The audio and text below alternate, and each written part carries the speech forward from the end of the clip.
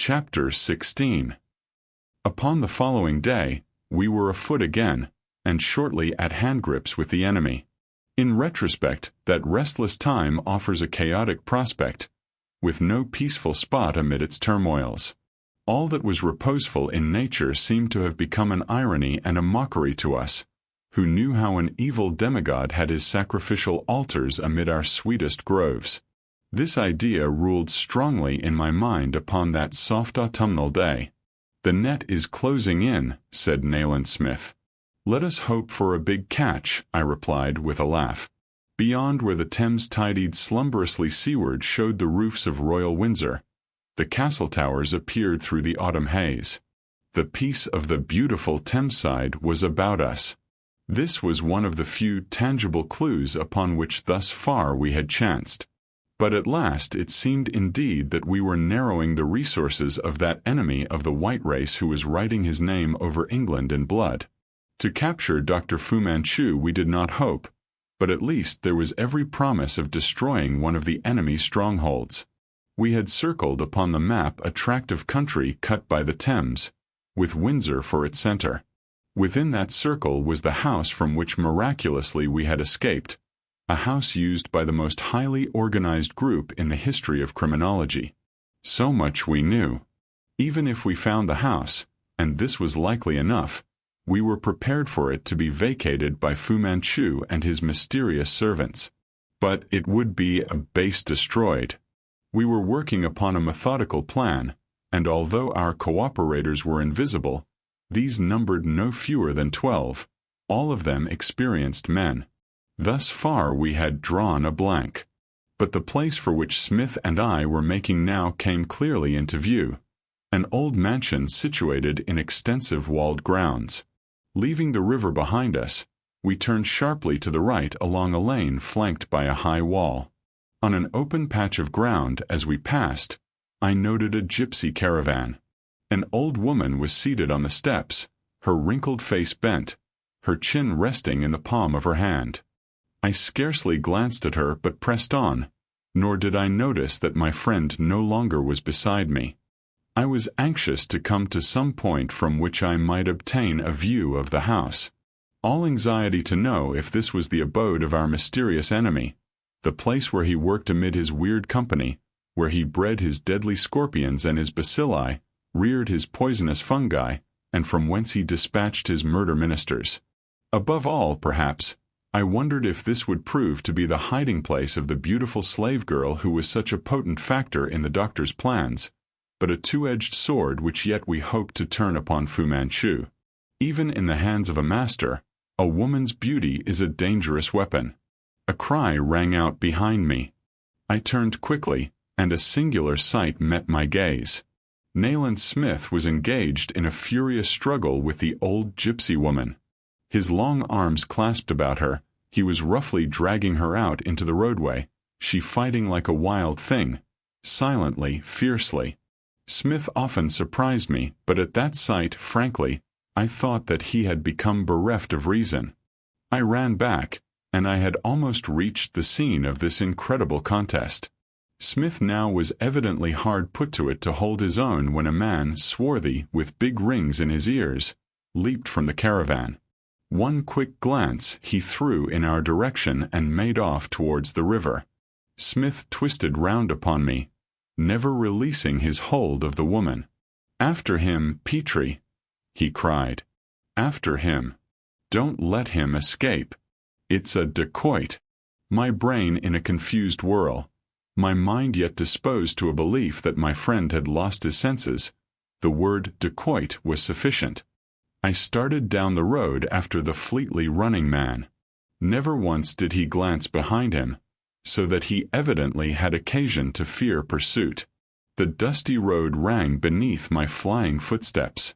That sense of fantasy, which claimed me often enough in those days of our struggle with the titanic genius whose victory meant the victory of the yellow races over the white, now had me fast in its grip again.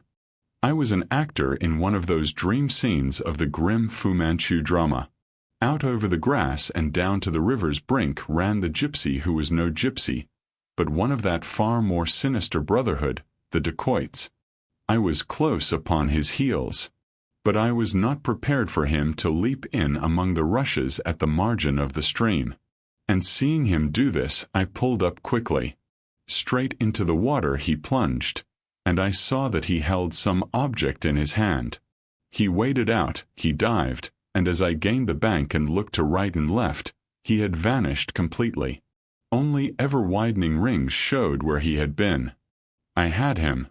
For if he directly rose to the surface, he would be visible from either bank, and with the police whistle which I carried, I could, if necessary, summon one of the men in hiding across the stream. I waited. A wildfowl floated serenely past, untroubled by this strange invasion of his precincts. I waited a full minute. From the lane behind me came Smith's voice. "Don't let him escape, Petrie." Never lifting my eyes from the water, I waved my hand reassuringly. But still the dacoit did not rise. I searched the surface in all directions as far as my eyes could reach, but no swimmer showed above it. Then it was that I concluded he had dived too deeply, become entangled in the weeds, and was drowned. With a final glance to right and left and some feeling of awe at this sudden tragedy, this grim going out of a life at glorious noonday, I turned away. Smith had the woman securely, but I had not taken 5 steps towards him when a faint splash behind warned me. Instinctively I ducked. From whence that saving instinct arose I cannot surmise, but to it I owed my life. For as I rapidly lowered my head, something hummed past me, something that flew out over the grass bank and fell with a jangle upon the dusty roadside.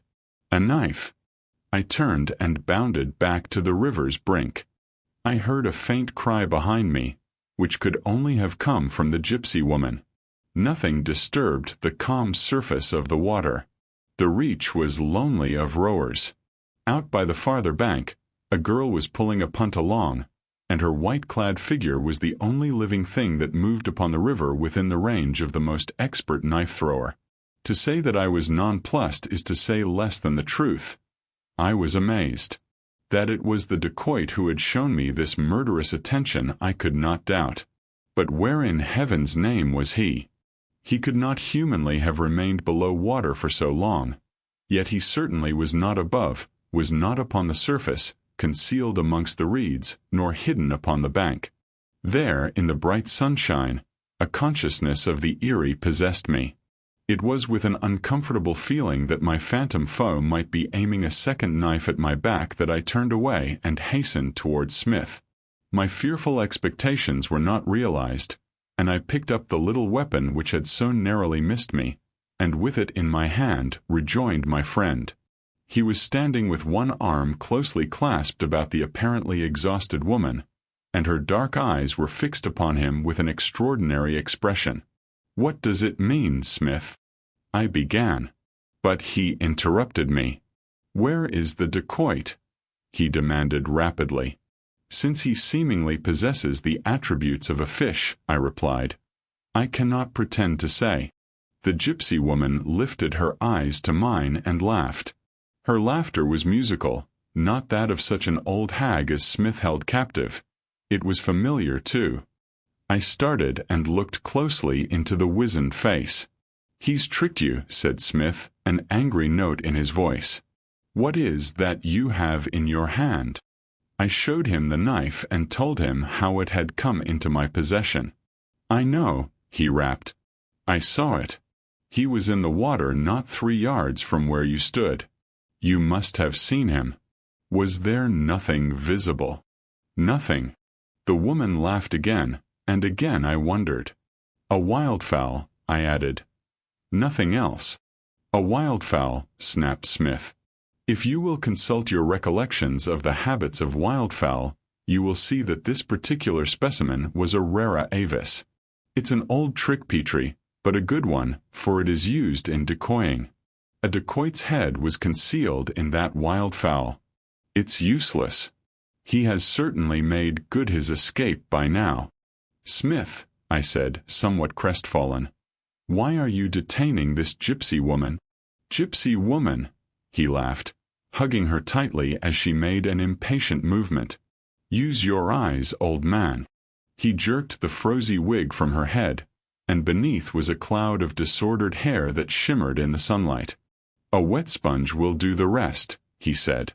Into my eyes, widely opened in wonder, looked the dark eyes of the captive, and beneath the disguise, I picked out the charming features of the slave girl.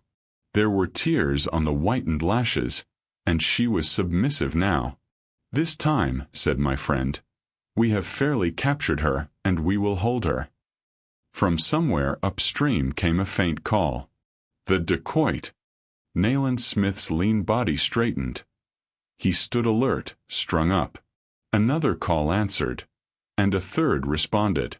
Then followed the flatly shrill note of a police whistle, and I noted a column of black vapor rising beyond the wall, mounting straight to heaven as the smoke of a welcome offering. The surrounding mansion was in flames. Curse it, rapped Smith. So this time we were right. But, of course, he has had ample opportunity to remove his effects. I knew that. The man's daring is incredible. He has given himself till the very last moment, and we blundered upon 2 of the outposts. I lost one. No matter. We have the other. I expect no further arrests, and the house will have been so well fired by the doctor's servants that nothing can save it. I fear its ashes will afford us no clue, Petrie, but we have secured a lever which should serve to disturb Fu Manchu's world. He glanced at the queer figure which hung submissively in his arms. She looked up proudly. You need not hold me so tight, she said in her soft voice. I will come with you. That I moved amid singular happenings you who have borne with me thus far have learned, and that I witnessed many curious scenes. But of the many such scenes in that race drama wherein Nayland Smith and Dr. Fu Manchu played the leading parts, I remember none more bizarre than the one at my room that afternoon. Without delay, and without taking the Scotland Yard men into our confidence, we hurried our prisoner back to London, for my friend's authority was supreme. A strange trio we were, and one which excited no little comment, but the journey came to an end at last. Now we were in my unpretentious sitting room, the room wherein Smith first had unfolded to me the story of Dr. Fu Manchu and of the great secret society which sought to upset the balance of the world, to place Europe and America beneath the scepter of Cathay. I sat with my elbows upon the writing table, my chin in my hands. Smith restlessly paced the floor, relighting his blackened briar a dozen times in as many minutes. In the big armchair, the pseudo-gypsy was curled up. A brief toilet had converted the wizened old woman's face into that of a fascinatingly pretty girl. Wildly picturesque she looked in her ragged Romany garb. She held a cigarette in her fingers and watched us through lowered lashes. Seemingly, with true Oriental fatalism, she was quite reconciled to her fate, and ever and anon she would bestow upon me a glance from her beautiful eyes which few men, I say with confidence, could have sustained unmoved.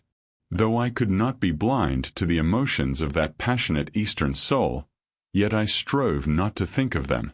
Accomplice of an arch-murderer she might be, but she was dangerously lovely. That man who was with you, said Smith, suddenly turning upon her, was in Burma up till quite recently. He murdered a fisherman 30 miles above Prome only a month before I left.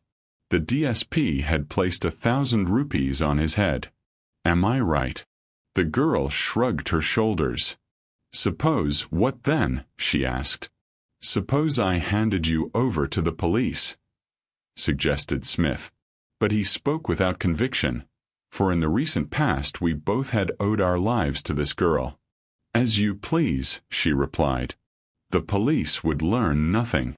You do not belong to the Far East, my friend said abruptly. You may have Eastern blood in your veins, but you are no kin of Fu Manchu. That is true, she admitted and knocked the ash from her cigarette. Will you tell me where to find Fu Manchu? She shrugged her shoulders again, glancing eloquently in my direction. Smith walked to the door. I must make out my report, Petrie, he said. Look after the prisoner. and as the door closed softly behind him, I knew what was expected of me. But honestly, I shirked my responsibility. What attitude should I adopt? How should I go about my delicate task? In a quandary, I stood watching the girl whose singular circumstances saw captive in my room. "You do not think we would harm you?" I began awkwardly. "No harm shall come to you. Why will you not trust us?" She raised her brilliant eyes. "Of what avail has your protection been to some of those others?" she said. "Those others whom he has sought for? Alas, it had been of none, and I knew it well." I thought I grasped the drift of her words. "You mean that if you speak, Fu Manchu will find a way of killing you?" "Of killing me?" she flashed scornfully. "Do I seem to fear myself? Then what do you fear?" I asked in surprise. She looked at me oddly. "When I was seized and sold for a slave," she answered slowly, "my sister was taken too, and my brother, a child." She spoke the word with a tender intonation, and her slight accent rendered it the more soft. "My sister died in the desert. My brother lived. Better, far better, that he had died too." Her words impressed me intensely. "Of what are you speaking?" I questioned. "You speak of slave raids of the desert. Where did these things take place? Of what country are you?" "Does it matter?" she questioned in turn. "Of what country am I? A slave has no country, no name." "No name," I cried. "You may call me Karamana," she said. "As Karamana I was sold to Dr. Fu Manchu, and my brother also purchased it. We were cheap at the price he paid." She laughed shortly, wildly. "But he has spent a lot of money to educate me. My brother is all that is left to me in the world to love, and he is in the power of Dr. Fu Manchu. You understand. It is upon him the blow will fall. You ask me to fight against Fu Manchu. You talk of protection. Did your protection save Sir Crichton Davy?" I shook my head sadly. "You understand now why I cannot disobey my master's orders. Why, if I would, I dare not betray him." I walked to the window and looked out. How could I answer her arguments? What could I say? I heard the rustle of her ragged skirts, and she who called herself Karamana stood beside me. She laid her hand upon my arm. "Let me go," she pleaded. "He will kill him. He will kill him." Her voice shook with emotion. "He cannot revenge himself upon your brother when you are in no way to blame," I said angrily. "We arrested you. You are not here of your own free will." She drew her breath sharply, clutching at my arm, and in her eyes I could read that she was forcing her mind to some arduous decision. "Listen." She was speaking rapidly, nervously. "If I help you to take Dr. Fu Manchu, tell you where he is to be found alone, will you promise me, solemnly promise me, that you will immediately go to the place where I shall guide you and release my brother, that you will let us both go free?" "I will," I said without hesitation. "You may rest assured of it. But there is a condition," she added. "What is it?" "When I have told you where to capture him, you must release me." I hesitated. Smith often had accused me of weakness where this girl was concerned. What now was my plain duty? That she would utterly decline to speak under any circumstances unless it suited her to do so I felt assured. If she spoke the truth, in her proposed bargain there was no personal element. Her conduct I now viewed in a new light. Humanity, I thought, dictated that I accept her proposal. Policy also. "I agree," I said, and looked into her eyes, which were aflame now with emotion, an excitement perhaps of anticipation, perhaps of fear. She laid her hands upon my shoulders. "You will be careful," she said pleadingly. "For your sake," I replied, "I shall." "Not for my sake." "Then for your brother's." "No." Her voice had sunk to a whisper. For your own. Chapter 17. A cool breeze met us, blowing from the lower reaches of the Thames. Far behind us twinkled the dim lights of Low's cottages, the last regular habitations abutting upon the marshes. Between us and the cottages stretched half a mile of lush land, through which at this season there were, however, numerous dry paths. Before us the flats again, a dull, monotonous expanse beneath the moon, with the cool breeze promising that the river flowed round the bend ahead. It was very quiet. Only the sound of our footsteps as Nayland Smith and I tramped steadily towards our goal broke the stillness of that lonely place. Not once, but many times, within the last 20 minutes, I had thought that we were ill-advised to venture alone upon the capture of the formidable Chinese doctor. But we were following out our compact with Caramana, and one of her stipulations had been that the police must not be acquainted with her share in the matter. A light came into view far ahead of us. "That's the light, Petrie," said Smith. "If we keep that straight before us, according to our information, we shall strike the hulk." I grasped the revolver in my pocket, and the presence of the little weapon was curiously reassuring.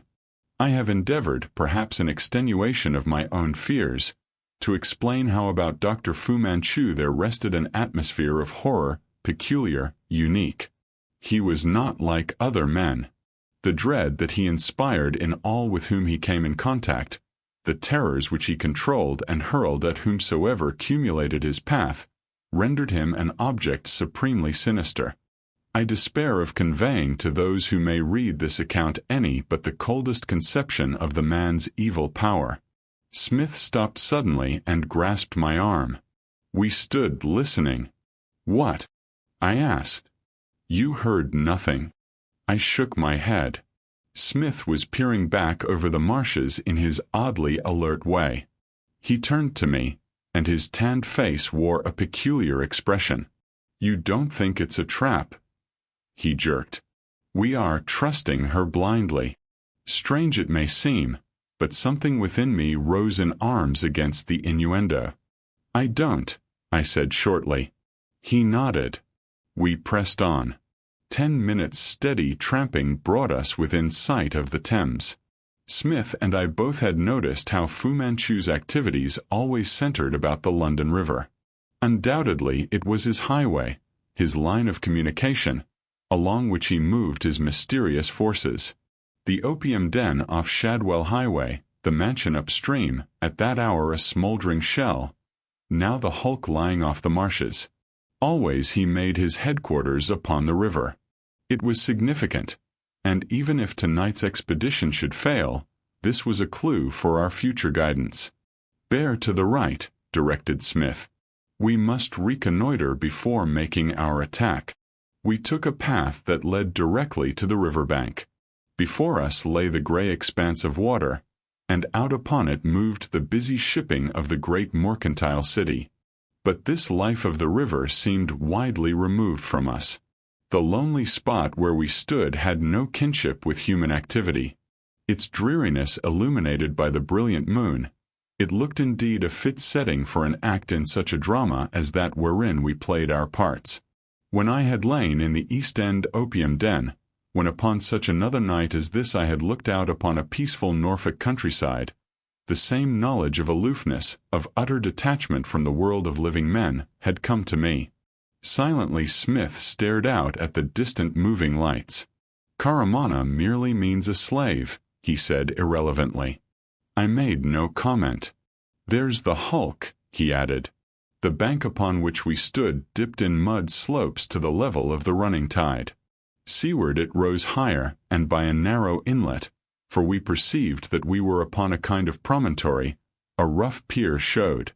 Beneath it was a shadowy shape in the patch of gloom which the moon threw far out upon the softly eddying water. Only one dim light was visible amid this darkness. "That will be the cabin," said Smith.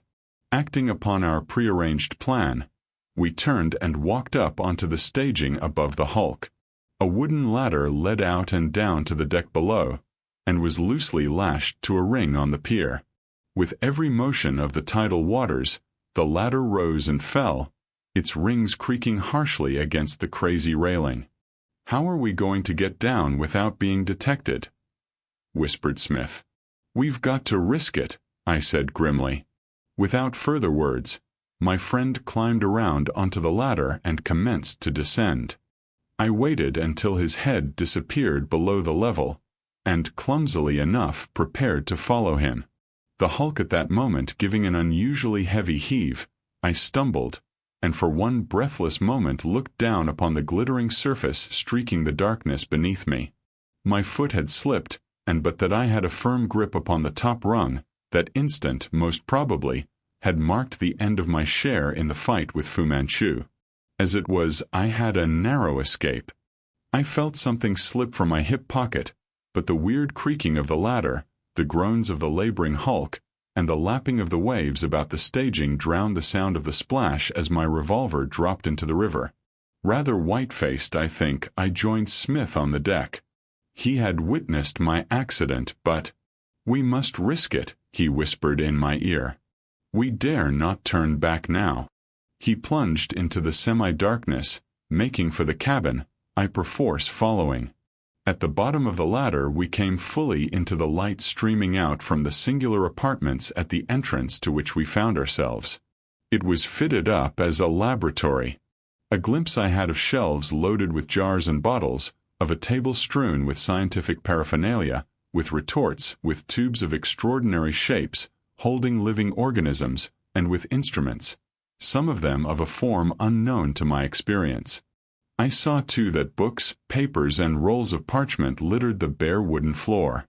Then Smith's voice rose above the confused sounds about me, incisive, commanding. "I have you covered, Dr. Fu Manchu." Fu Manchu sat at the table. The picture that he presented at that moment is one which persistently clings in my memory. In his long yellow robe, his mask-like intellectual face bent forward amongst the riot of singular objects upon the table, his great high brow gleaming in the light of the shaded lamp above him, and with the abnormal eyes, filmed and green, raised to us, he seemed a figure from the realms of delirium. But, in the most amazing circumstance of all, he and his surroundings tallied, almost identically, with the dream picture which had come to me as I lay chained in the cell. Some of the large jars about the place held anatomy specimens. A faint smell of opium hung in the air, and playing with the tassel of one of the cushions upon which, as upon a divan, Fu Manchu was seated, leaped and chattered a little marmoset. That was an electric moment. I was prepared for anything except for what really happened. The doctor's wonderful, evil face betrayed no hint of emotion. The lids flickered over the filmed eyes, and their greenness grew momentarily brighter, and filmed over again. "Put up your hands," rapped Smith, and attempted no tricks. His voice quivered with excitement. "The game's up, Fu Manchu. Find something to tie him up with, Petrie." I moved forward to Smith's side, and was about to pass him in the narrow doorway. The hulk moved beneath our feet like a living thing groaning, creaking, and the water lapped about the rotten woodwork with a sound infinitely dreary. "Put up your hands," ordered Smith imperatively. Fu Manchu slowly raised his hands, and a smile dawned upon the impassive features, a smile that had no mirth in it, only menace, revealing as it did his even, discolored teeth, but leaving the filmed eyes inanimate, dull, inhuman. He spoke softly, sibilantly. "I would advise Dr. Petrie to glance behind him before he moves." Smith's keen gray eyes never for a moment quitted the speaker. The gleaming barrel moved not a hair's breadth. But I glanced quickly over my shoulder, and stifled a cry of pure horror. A wicked, pock-marked face, with wolfish fangs bared, and jaundiced eyes squinting obliquely into mine, was within 2 inches of me. A lean, brown hand and arm, the great thews standing up like cords, held a crescent-shaped knife a fraction of an inch above my jugular vein. A slight movement must have dispatched me. A sweep of the fearful weapon, I doubt not, would have severed my head from my body. "Smith," I whispered hoarsely, "don't look around. For God's sake keep him covered." but a dacoit has his knife at my throat. Then, for the first time, Smith's hand trembled. But his glance never wavered from the malignant, emotionless countenance of Dr. Fu Manchu. He clenched his teeth hard, so that the muscles stood out prominently upon his jaw. I suppose that silence which followed my awful discovery prevailed for a few seconds. To me those seconds were each a lingering death. There, below, in that groaning hulk, I knew more of icy terror than any of our meetings with the murder group had brought to me before, and through my brain throbbed a thought: the girl had betrayed us. "You supposed that I was alone," suggested Fu Manchu. So I was. Yet no trace of fear had broken through the impassive yellow mask when we had entered. "But my faithful servant followed you," he added. "I thank him. The honors, Mr. Smith, are mine, I think." Smith made no reply. I divined that he was thinking furiously. Fu Manchu moved his hand to caress the marmoset, which had leaped playfully upon his shoulder, and crouched there gibing at us in a whistling voice. "Don't stir," said Smith savagely. "I warn you." Fu Manchu kept his hand raised. "May I ask you how you discovered my retreat?" he asked. "This hulk has been watched since dawn," lied Smith brazenly. "So?" The doctor's filmed eyes cleared for a moment. "And today you compelled me to burn a house, and you have captured one of my people too. I congratulate you." She would not betray me though lashed with scorpions. The great gleaming knife was so near to my neck that a sheet of notepaper could scarcely have slipped between blade and vein, I think. But my heart throbbed even more wildly when I heard those words. "An impasse," said Fu Manchu. "I have a proposal to make. I assume that you would not accept my word for anything." "I would not," replied Smith promptly. "Therefore," pursued the Chinaman, and the occasional guttural alone marred his perfect English, "I must accept yours. Of your resources outside this cabin I know nothing. You, I take it, know as little of mine. My Burmese friend and Dr. Petrie will lead the way, then. You and I will follow. We will strike out across the marsh for, say, 300 yards. You will then place your pistol on the ground, pledging me your word to leave it there. I shall further require your assurance that you will make no attempt upon me until I have retraced my steps. I and my good servant will withdraw, leaving you at the expiration of the specified period, to act as you see fit. Is it agreed?" Smith hesitated. Then, "The dacoit must leave his knife also," he stipulated. Fu Manchu smiled his evil smile again. "Agreed. Shall I lead the way?" "No," rapped Smith. "Petrie and the dacoit first, then you, I last." A guttural word of command from Fu Manchu, and we left the cabin with its evil odors, its mortuary specimens, and its strange instruments, and in the order arranged mounted to the deck. "It will be awkward on the ladder," said Fu Manchu. "Dr. Petrie, I will accept your word to adhere to the terms." "I promise," I said, the words almost choking me.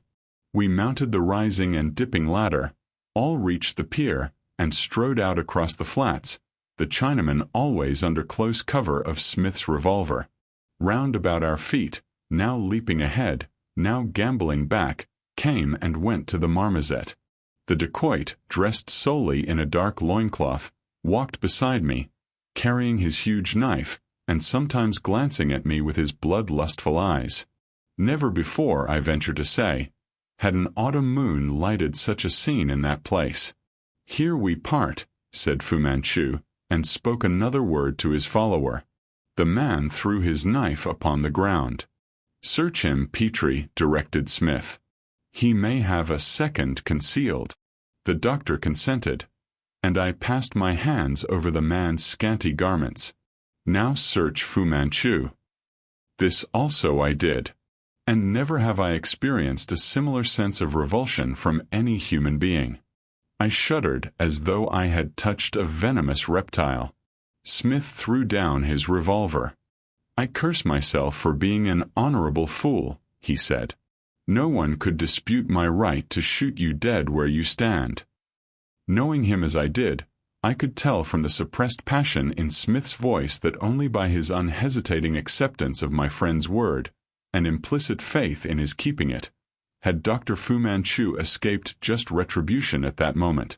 Fiend though he was, I admired his courage. For all this he, too, must have known.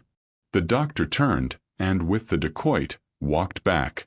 Nayland Smith's next move filled me with surprise. For just as silently I was thanking God for my escape, my friend began shedding his coat, collar, and waistcoat. "Pocket your valuables and do the same," he muttered hoarsely. "We have a poor chance, but we are both fairly fit. Tonight, Petrie, we literally have to run for our lives. We live in a peaceful age, wherein it falls to the lot of few men to owe their survival to their fleetness of foot." At Smith's words, I realized in a flash that such was to be our fate tonight. I have said that the hulk lay off a sort of promontory. East and west, then, we had nothing to hope for.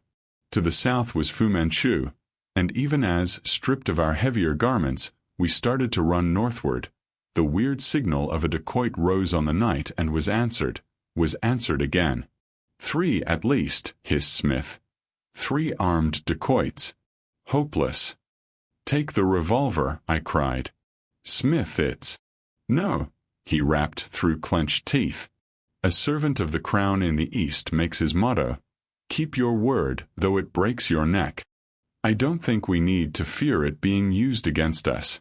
Fu Manchu avoids noisy methods." So back we ran over the course by which earlier we had come. It was roughly a mile to the first building, a deserted cottage, and another quarter of a mile to any that was occupied. Our chance of meeting a living soul, other than Fu Manchu's dacoits, was practically nil. At first we ran easily, for it was the second half-mile that would decide our fate. The professional murderers who pursued us ran like panthers, I knew, and I dare not allow my mind to dwell upon those yellow figures with the curved, gleaming knives. For a long time neither of us looked back. On we ran, and on, silently, doggedly. Then a hissing breath from Smith warned me what to expect. Should I, too, look back? Yes. It was impossible to resist the horrid fascination. I threw a quick glance over my shoulder, and never while I live shall I forget what I saw. 2 of the pursuing dacoits had outdistanced their fellows, and were actually within 300 yards of us. More like dreadful animals they looked than human beings, running bent forward, with their faces curiously uptilted. The brilliant moonlight gleamed upon bared teeth, as I could see, even at that distance, even in that quick agonized glance, and it gleamed upon the crescent-shaped knives. "As hard as you can go now," panted Smith. "We must make an attempt to break into the empty cottage. Only chance." I had never in my younger days been a notable runner. For Smith I cannot speak. But I am confident that the next half-mile was done in time that would not have disgraced a crackman. Not once again did either of us look back. Yard upon yard we raced forward together. My heart seemed to be bursting. My leg muscles throbbed with pain. At last, with the empty cottage in sight, it came to that pass with me when another 3 yards looked as unattainable as 3 miles. Once I stumbled. "My God!" came from Smith weakly. But I recovered myself. Bare feet pattered close upon our heels, and panting breaths told how even Fu Manchu's bloodhounds were hard put to it by the killing pace we had made. "Smith," I whispered, "look in front." Someone. As through a red mist I had seen a dark shape detach itself from the shadows of the cottage, and merge into them again. It could only be another dacoit, but Smith, not heeding or not hearing my faintly whispered words, crashed open the gate and hurled himself blindly at the door. It burst open before him with a resounding boom, and he pitched forward into the interior darkness. Flat upon the floor he lay, for as, with a last effort, I gained the threshold and dragged myself within, I almost fell over his recumbent body. Madly, I snatched it at the door. His foot held it open. I kicked the foot away and banged the door to. As I turned, the leading dacoit, his eyes starting from their sockets, his face the face of a demon, leaped wildly through the gateway. That Smith had burst the latch I felt assured, but by some divine accident my weak hands found the bolt. With the last ounce of strength spared to me, I thrust it home in the rusty socket, as a full 6 inches of shining steel split the middle panel and protruded above my head. I dropped, sprawling beside my friend. A terrific blow shattered every pane of glass in the solitary window, and one of the grinning animal faces looked in. "Sorry, old man," whispered Smith, and his voice was barely audible. Weakly he grasped my hand. "My fault. I shouldn't have let you come." From the corner of the room where the black shadows lay flicked a long tongue of flame. Muffled staccato came the report, and the yellow face at the window was blotted out. One wild cry, ending in a rattling gasp, told of a dacoit gone to his account. A gray figure glided past me and was silhouetted against the broken window. Again the pistol sent its message into the night, and again came the reply to tell how well and truly that message had been delivered. In the stillness, intense by sharp contrast, the sound of bare soles pattering upon the path outside stole to me. 2 runners I thought there were, so that 4 dacoits must have been upon our trail. The room was full of pungent smoke. I staggered to my feet as the gray figure with the revolver turned towards me. Something familiar there was in that long gray garment, and now I perceived why I had thought so. It was my gray raincoat. "Karamana," I whispered, and Smith, with difficulty supporting himself upright and holding fast to the ledge beside the door, muttered something hoarsely, which sounded like "God bless her." The girl, trembling now, placed her hands upon my shoulders with that quaint, pathetic gesture peculiarly her own. "I followed you," she said. "Did you not know I should follow you? But I had to hide because of another who was following also. I had just reached this place when I saw you running towards me." She broke off and turned to Smith. "This is your pistol," she said naively. "I found it in your bag. Will you please take it?" He took it without a word. Perhaps he could not trust himself to speak. "Now go. Hurry," she said. "You are not safe yet." "But you?" I asked. "You have failed," she replied. "I must go back to him. There is no other way." Strangely sick at heart for a man who has just had a miraculous escape from death, I opened the door. Coatless, disheveled figures, my friend and I stepped out into the moonlight. Hideous under the pale rays lay the 2 dead men, their glazed eyes upcast to the peace of the blue heavens. Karamana had shot to kill, for both had bullets in their brains. If God ever planned a more complex nature than hers, a nature more tumultuous with conflicting passions, I cannot conceive of it. Yet her beauty was of the sweetest, and in some respects she had the heart of a child, this girl who could shoot so straight. "We must send the police tonight," said Smith. "Or the papers." "Hurry," came the girl's voice commandingly from the darkness of the cottage. It was a singular situation. My very soul rebelled against it. But what could we do? "Tell us where we can communicate," began Smith. "Hurry. I shall be suspected. Do you want him to kill me?" We moved away. All was very still now, and the lights glimmered faintly ahead. Not a wisp of cloud brushed the moon's disk. "Good night, Karamana," I whispered softly. Chapter 18. To continue the adventure on the marshes would be a useless and thankless task. Its actual and dramatic significance concluded with our parting from Karamana, a parting where I learned what Shakespeare meant by sweet sorrow. I realized I stood on the edge of a world whose very existence I had never suspected. Not the least of its mysteries was the enigma of Karamana's heart. I tried to forget her, then I tried to remember her. The latter task was more appealing, but the thoughts it stirred led me to a precipice. East and West, I knew, do not intermingle. As a student of world policies, and as a physician, I had to admit that truth. Yet, if Karamana was to be believed, she had come to Fu Manchu as a slave. She had fallen into the hands of raiders, crossed the desert with slave drivers, and known the slave dealer's house. Could this be true? I had thought such things had vanished with the fading of the Islamic crescent. But if it were so, the mere thought of such a deliciously beautiful girl in the brutal power of slavers made me grind my teeth and close my eyes in a futile attempt to erase the images it conjured. At such times, I would find myself discrediting her story. Then again, I would vaguely wonder why such problems persistently haunted my mind. But always my heart had an answer. And I was a medical man, seeking to build a family practice.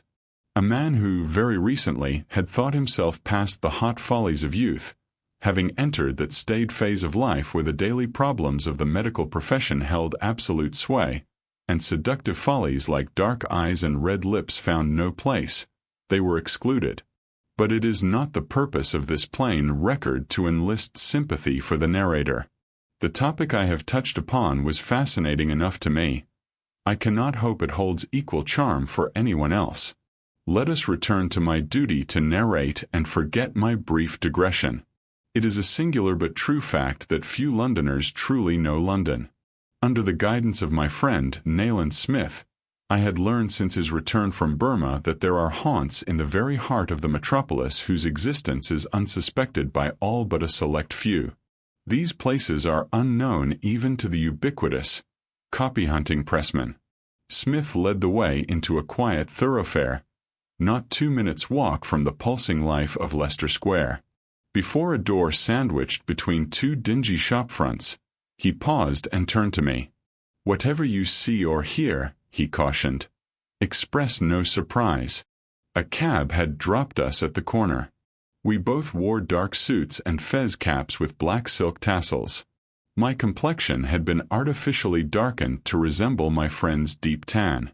He rang the bell beside the door. Almost immediately, it was opened by a black woman, large and hideously ugly. Smith uttered something in fluent Arabic. As a linguist, his attainments were a constant source of surprise. He spoke the jargons of the East, both far and near, as if they were his native tongue. The woman immediately displayed the utmost servility, ushering us into an ill-lit passage with every evidence of profound respect. Following this passage and passing an inner door, from beyond which came bursts of discordant music, we entered a small room. It was bare of furniture, with coarse matting for wall decorations and a patternless red carpet on the floor. In a niche, a common metal lamp burned. The woman left us, and close upon her departure, a very aged man with a long patriarchal beard entered. He greeted my friend with dignified courtesy. After a brief conversation, the aged Arab, for such he appeared to be, drew aside a strip of matting, revealing a dark recess. Placing his finger upon his lips, he silently invited us to enter. We did so, and the mat was dropped behind us. The sounds of crude music were now much clearer, and as Smith slipped a little shutter aside, I gave a start of surprise. Beyond lay a fairly large apartment with divans, or low seats, along 3 of its walls. These divans were occupied by a motley company of Turks, Egyptians, Greeks, and others. I also noted 2 Chinese men. Most of them smoked cigarettes, and some were drinking. A girl was performing a sinuous dance on the square carpet in the center of the floor, accompanied by a young black woman playing a guitar and several members of the assembly who clapped their hands to the music or hummed a low, monotonous melody. Shortly after our entrance into the passage, the dance ended, and the dancer fled through a curtained door at the farther end of the room. A buzz of conversation arose. It is a sort of combined weekala and place of entertainment for a certain class of Oriental residents in or visiting London, Smith whispered. The old gentleman who has just left us is the proprietor or host. I have been here before on several occasions, but have always drawn a blank." He was peering eagerly into the strange clubroom. "Whom do you expect to find here?" I asked. "It is a recognized meeting place," Smith said in my ear. "It's almost a certainty that some of the Fu Manchu group use it at times." Curiously, I surveyed all the faces visible from the spy hole. My eyes rested particularly on the two Chinese men. "Do you recognize anyone?" I whispered. "Sure." Smith was craning his neck to get a view of the doorway. He obstructed my view, and only by his tense attitude and a subtle wave of excitement he communicated to me did I know that a new arrival was entering. The hum of conversation died away, and in the ensuing silence, I heard the rustle of draperies. The newcomer was a woman then. Fearful of making any noise, I still managed to get my eyes to the level of the shutter. A woman in an elegant flame-colored opera cloak was crossing the floor and coming in the direction of our hiding place. She wore a soft silk scarf about her head, with a fold partly draped across her face. I had a momentary view of her. She looked wildly incongruous in that place, and then she disappeared from sight, having approached someone invisible who sat on the divan immediately beneath our vantage point. From the way the company gazed towards her, I divined that she was not a regular patron, and her presence there was as surprising to those in the room as it was to me. Who could she be, this elegant lady who visited such a haunt? She seemed so anxious to disguise her identity but was dressed for a society function rather than for a midnight expedition of such an unusual character. I began a whispered question, but Smith tugged at my arm to silence me. His excitement was intense. Had his keener powers enabled him to recognize the unknown woman? A faint but most peculiar perfume stole to my nostrils, a perfume that seemed to contain the very soul of Eastern mystery. Only one woman known to me used that perfume, Karamana.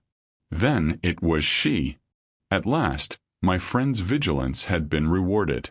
Eagerly I bent forward. Smith literally quivered in anticipation of a discovery. Again the strange perfume wafted to our hiding place, and glancing neither to right nor left, I saw Karamana, for that it was she I no longer doubted, recross the room and disappear. "The man she spoke to," hissed Smith. "We must see him. We must have him." He pulled the mat aside and stepped out into the anteroom. It was empty. Down the passage he led, and we were almost at the door of the big room when it was thrown open. A man came out rapidly, opened the street door before Smith could reach him, and was gone, slamming it shut. I can swear that we were not 4 seconds behind him, but when we reached the street, it was empty. Our quarry had disappeared as if by magic. A big car was just turning the corner towards Leicester Square. "That is the girl," rapped Smith. "But where in heaven's name is the man to whom she brought the message? I would give £100 to know what business is afoot.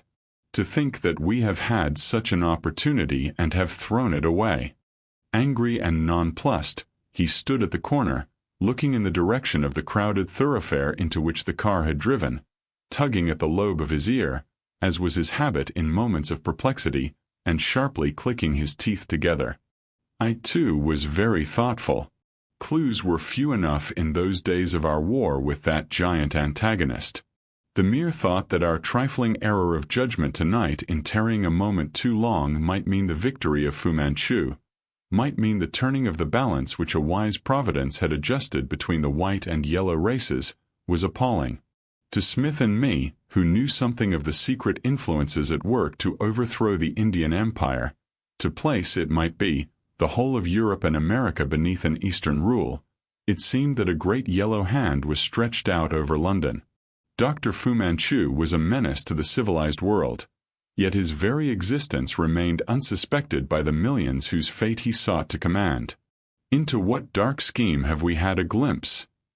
said Smith. "What state secret is to be filched? What faithful servant of the British Raj to be spirited away? Upon whom now has Fu Manchu set his death seal? Caramana on this occasion may not have been acting as an emissary of the doctors. I feel assured that she was Petrie.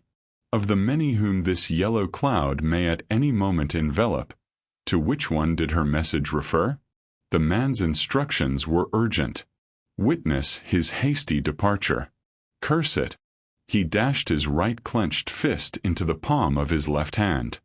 I never had a glimpse of his face, first to last. To think of the hours I have spent in that place in anticipation of just such a meeting, only to bungle the opportunity when it arose. Barely heeding our course, we had now reached Piccadilly Circus and walked into the heart of the night's traffic. I just dragged Smith aside in time to save him from the front wheel of a big Mercedes. Then the traffic was blocked, and we found ourselves dangerously penned in amidst the press of vehicles. Somehow we extricated ourselves, jeered at by taxi drivers who naturally took us for two simple Oriental visitors. Just before that impassable barrier, the arm of a London policeman was lowered, and the stream moved on. A faint breath of perfume became perceptible to me. The cabs and cars around us were actually beginning to move again, and there was nothing for it but a hasty retreat to the curb. I could not pause to glance behind, but instinctively I knew that someone who used that rare, fragrant essence, was leaning from the window of the car. Andaman, second, floated a soft whisper. We gained the pavement as the pent-up traffic roared on its way. Smith had not noticed the perfume worn by the unseen occupant of the car, nor had he detected the whispered words. But I had no reason to doubt my senses, and I knew beyond question that Fu Manchu's lovely slave, Caramana, had been within a yard of us, had recognized us, and had uttered those words for our guidance. On regaining my rooms, we devoted a whole hour to considering what Andaman second could possibly mean. Hang it all! Cried Smith. It might mean anything, the result of a race, for instance. He burst into one of his rare laughs and began to stuff broad-cut mixture into his briar. I could see that he had no intention of turning in. I can think of no one of note in London at present upon whom it is likely that Fu Manchu would make an attempt, he said. Except ourselves. We began methodically to go through the long list of names we had compiled and to review our elaborate notes.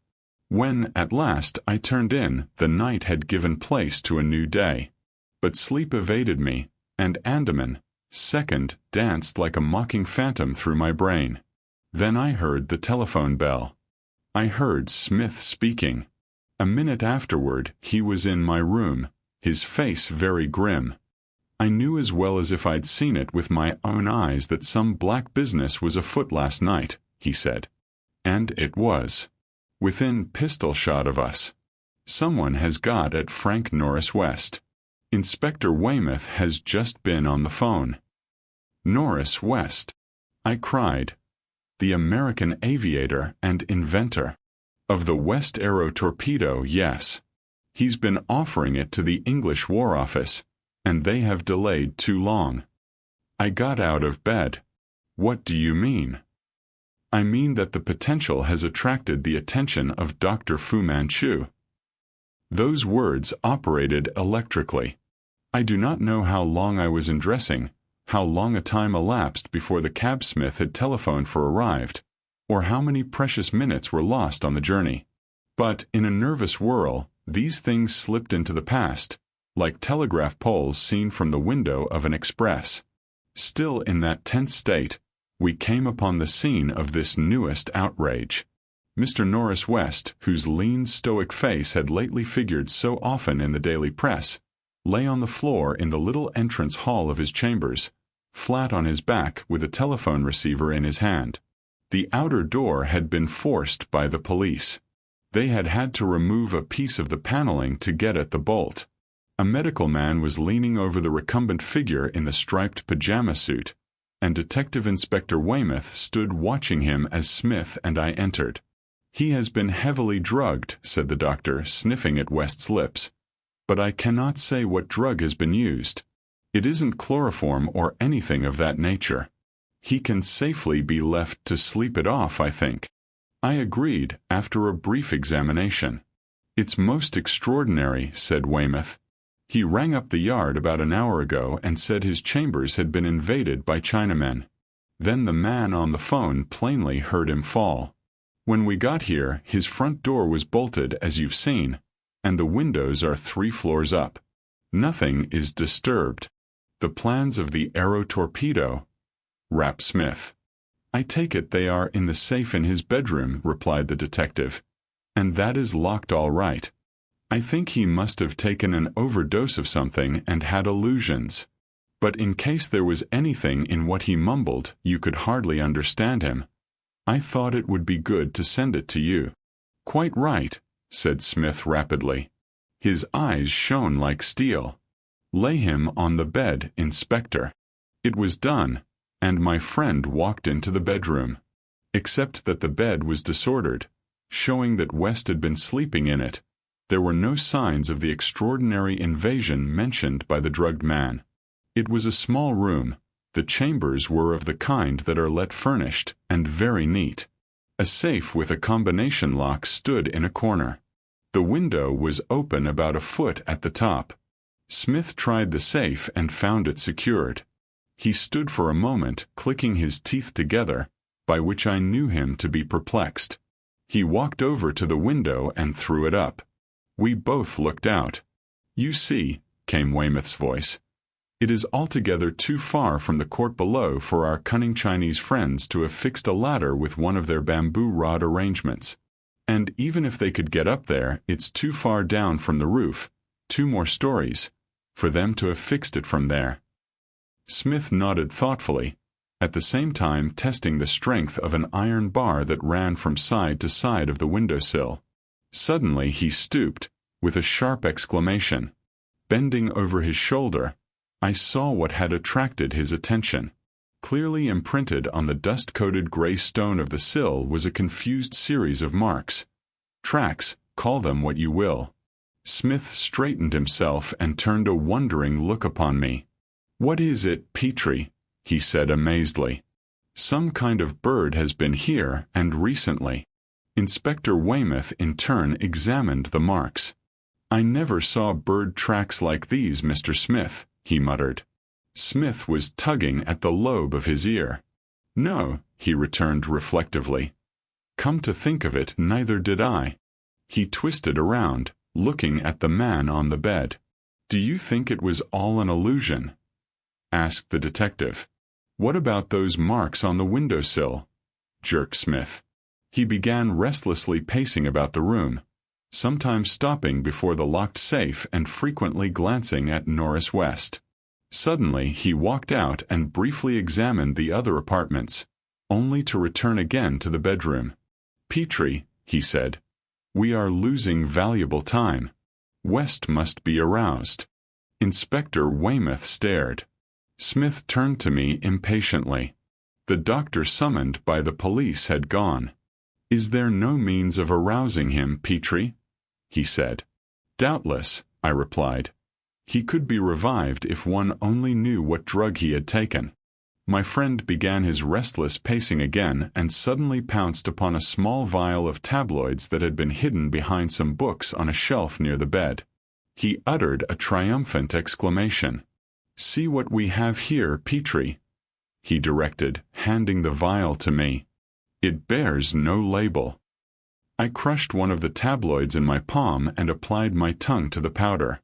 Some preparation of chloral hydrate, I pronounced.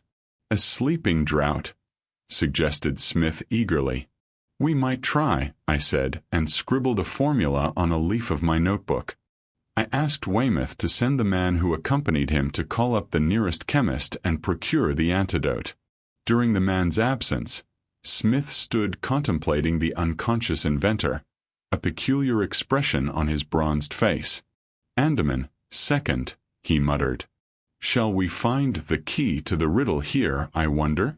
Inspector Weymouth, who had concluded, I think, that the mysterious telephone call was due to mental aberration on the part of Norris West, was gnawing at his mustache impatiently when his assistant returned. I administered the powerful restorative, And although, as later transpired, chloral was not responsible for West's condition, the antidote operated successfully. Norris West struggled into a sitting position and looked about him with haggard eyes. "The Chinamen! The Chinamen!" he muttered. He sprang to his feet, glaring wildly at Smith and me, reeled and almost fell. "It is all right," I said, supporting him. "I'm a doctor. You have been unwell." "Have the police come?" he burst out. "The safe, try the safe." "It's all right," said Inspector Weymouth. "The safe is locked. Unless someone else knows the combination, there's nothing to worry about." "No one else knows it," said West, and staggered unsteadily to the safe. Clearly, his mind was in a dazed condition, but setting his jaw with a curious expression of grim determination, he collected his thoughts and opened the safe. He bent down, looking in. Somehow, the knowledge came to me that the curtain was about to rise on a new and surprising act in the Fu Manchu drama. "God," he whispered, we could scarcely hear him. "The plans are gone." Chapter 19. I had never seen a man quite so surprised as Inspector Weymouth. "This is absolutely incredible," he exclaimed. "There's only one door to your chambers, and we found it bolted from the inside." "Yes," groaned West, pressing his hand to his forehead. "I bolted it myself at 11 o'clock when I came in. No human being could climb up or down to your windows. And the plans of the aero torpedo were inside a safe." "I put them there myself," said West, "upon returning from the War Office. I even had occasion to consult them after I had come in and bolted the door. I returned them to the safe and locked it. You saw for yourselves that it was still locked, and no one else in the world knows the combination." "But the plans are gone," said Weymouth. "It's magic. How was it done? What happened last night, sir? What did you mean when you rang us up?" During this exchange, Smith was pacing rapidly up and down the room. He turned abruptly to the aviator. "Every fact you can remember, Mr. West, please," he said tersely, "and be as brief as you possibly can."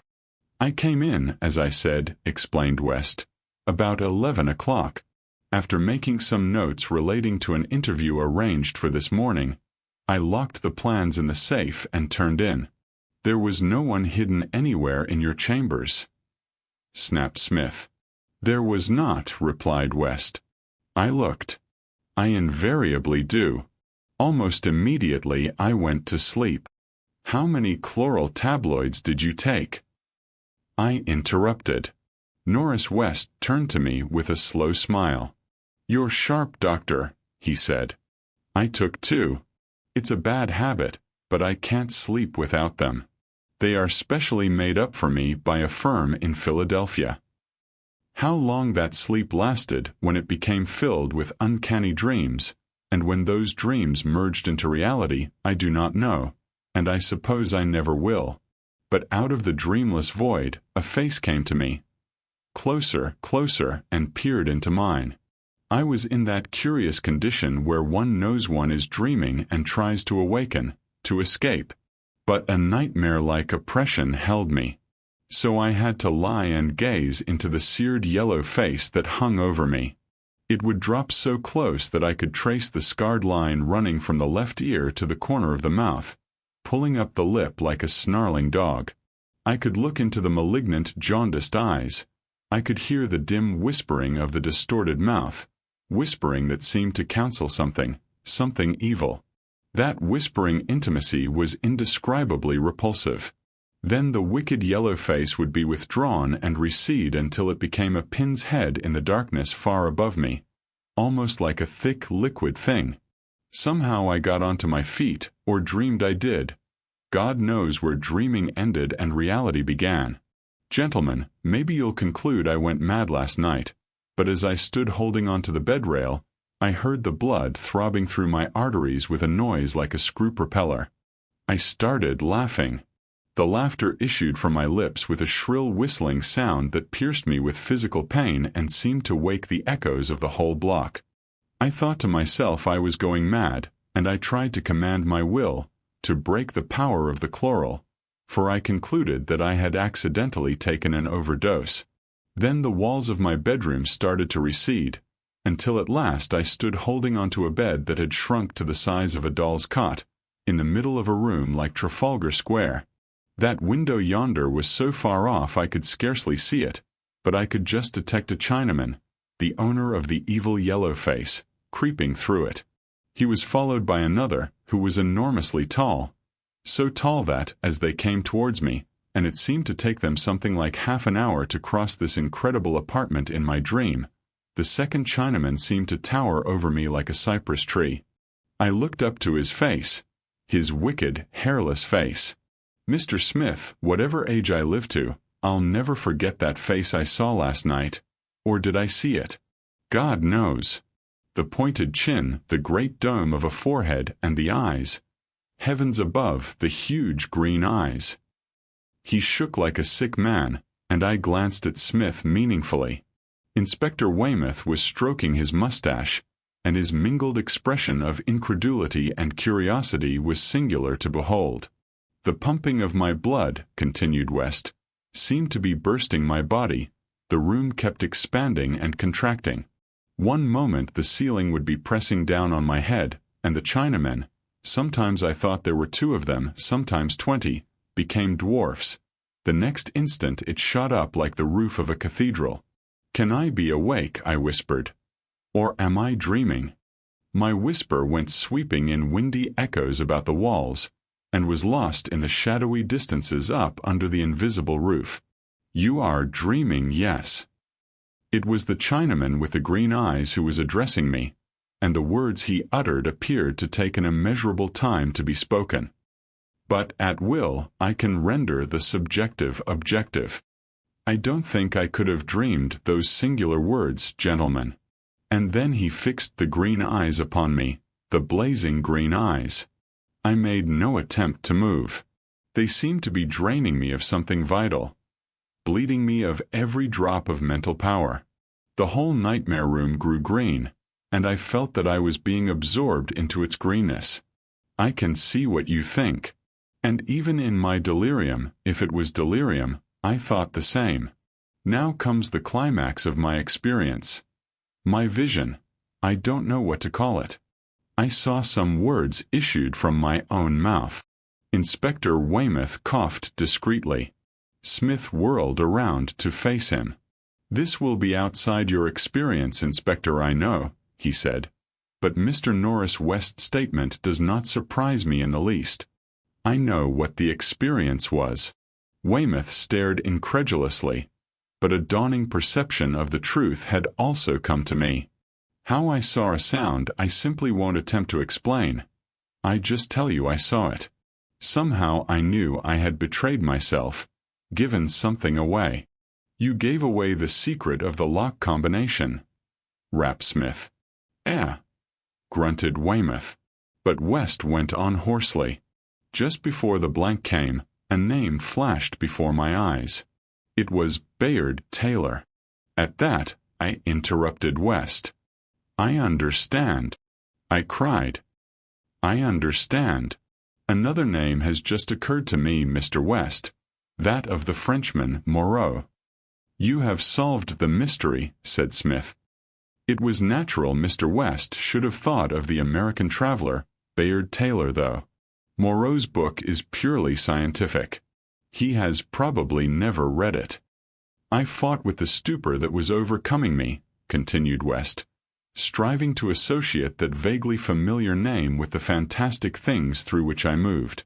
It seemed to me that the room was empty again. I made it for the hall, for the telephone. I could scarcely drag my feet along. It seemed to take me half an hour to get there. I remember calling up Scotland Yard, and I remember no more. There was a short, tense interval. In some respects, I was nonplussed, but frankly, I think Inspector Weymouth considered West insane. Smith, his hands locked behind his back, stared out of the window. "Andaman second," he said suddenly. "Weymouth, when is the first train to Tilbury?" 522 from Fenchurch Street, replied the Scotland Yard man promptly. Too late, rapped my friend. Jump in a taxi and pick up 2 good men to leave for China at once. Then go and charter a special to Tilbury to leave in 25 minutes. Order another cab to wait outside for me. Weymouth was visibly amazed, but Smith's tone was imperative. The inspector departed hastily. I stared at Smith, not comprehending what prompted this singular course. Now that you can think clearly, Mr. West, he said, what does your experience remind you? The errors of perception regarding time, the idea of seeing a sound, the illusion that the room alternately increased and diminished in size, your fit of laughter, and a recollection of the name Bayard Taylor. Since evidently you are familiar with that author's work, The Land of the Saracen, is it not? These symptoms of the attack should be familiar, I think. Norris West pressed his hands to his evidently aching head. Bayard Taylor's book, he said dully. Yes. I know of what my brain sought to remind me. Taylor's account of his experience under hashish. Mr. Smith, someone doped me with hashish. Smith nodded grimly. Cannabis indica, I said. Indian hemp. That is what you were drugged with. I have no doubt that now you experience a feeling of nausea and intense thirst, with aching in the muscles, particularly the deltoid. I think you must have taken at least 15 grains. Smith stopped his perambulations immediately in front of West, looking into his dulled eyes. Someone visited your chambers last night, he said slowly, and for your chloral tabloids, substituted some containing hashish, or perhaps not pure hashish. Fu Manchu is a profound chemist. Norris West started. Someone substituted, he began. Exactly, said Smith, looking at him keenly. Someone who was here yesterday. Do you have any idea who it could have been? West hesitated. I had a visitor in the afternoon, he said, seemingly speaking the words unwillingly. But, a lady, jerked Smith. I suggest that it was a lady. West nodded. You're quite right, he admitted. I don't know how you arrived at the conclusion, but a lady whose acquaintance I made recently, a foreign lady. Karamana, snapped Smith.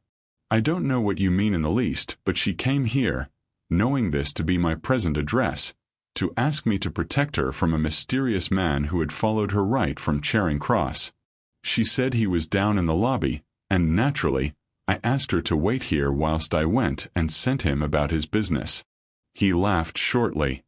I am too old, he said, to be fooled by a woman. You spoke just now of someone called Fu Manchu. Is that the crook I'm indebted to for the loss of my plans? I've had attempts made by agents of 2 European governments, but a Chinaman is a novelty. This Chinaman, Smith assured him, is the greatest novelty of his age. You recognize your symptoms now from Bayard Taylor's account. Mr. West's statement, I said, ran closely parallel with portions of Moreau's book on hashish hallucinations. Only Fu Manchu, I think, would have thought of employing Indian hemp. I doubt, though, if it was pure cannabis indica. At any rate, it acted as an opiate. And drugged Mr. West, interrupted Smith, sufficiently to enable Fu Manchu to enter unobserved, whilst it produced symptoms which rendered him an easy subject for the doctor's influence. It is difficult in this case to separate hallucination from reality, but I think, Mr. West, that Fu Manchu must have exercised a hypnotic influence upon your drugged brain. We have evidence that he dragged from you the secret of the combination. God knows we have, said West. But who is this Fu Manchu, and how in the name of wonder did he get into my chambers? Smith pulled out his watch. That, he said rapidly, I cannot delay to explain if I'm to intercept the man who has the plans. Come along, Petrie. We must be at Tilbury within the hour. There is just a bare chance. Chapter 20. It was with my mind in a state of unique perplexity that I hurried with Nayland Smith into the waiting cab. We dashed off through streets where the busy life of London was just stirring into being. I suppose I needn't say that I could penetrate no further into this, Fu Manchu's latest plot, than the drugging of Norris West with hashish. The fact that he had been so drugged with Indian hemp, that is, temporarily converted into a maniac, would have been evident to any medical man who had heard his statement and noted the distressing after-effects which conclusively pointed to Indian hemp poisoning. Knowing something of the Chinese doctor's powers, I could understand that he might have extracted the secret of the combination from the West by sheer force of will while the American was under the influence of the drug. But I could not understand how Fu Manchu had gained access to locked chambers on the third story of a building. "Smith," I said, "those bird tracks on the windowsill, they furnish the key to a mystery that is still puzzling me." "They do," said Smith, glancing impatiently at his watch.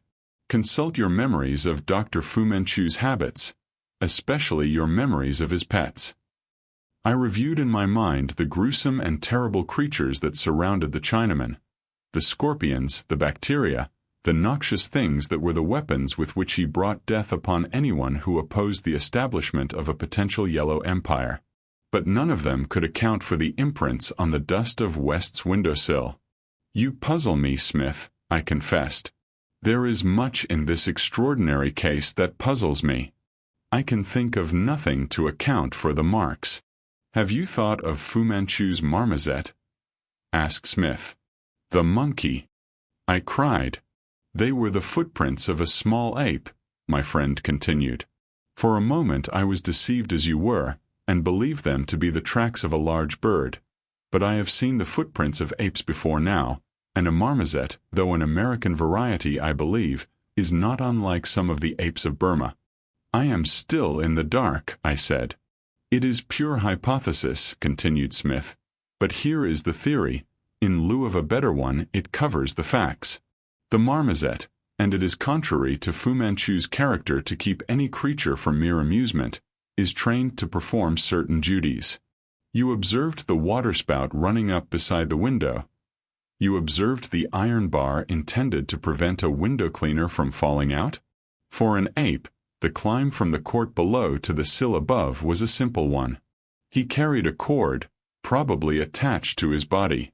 He climbed onto the sill, over the bar, and climbed down again.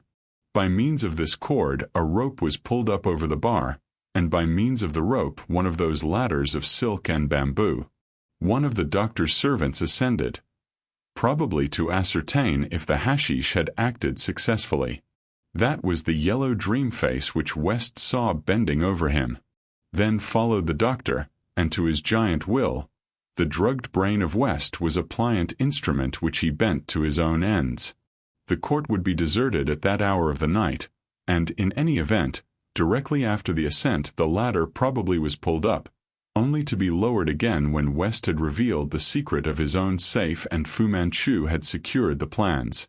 The wreck losing of the safe and the removing of the hashish tabloids, leaving no clue beyond the delirious ravings of a drug slave, for so anyone unacquainted with the East must have construed West's story, is particularly characteristic.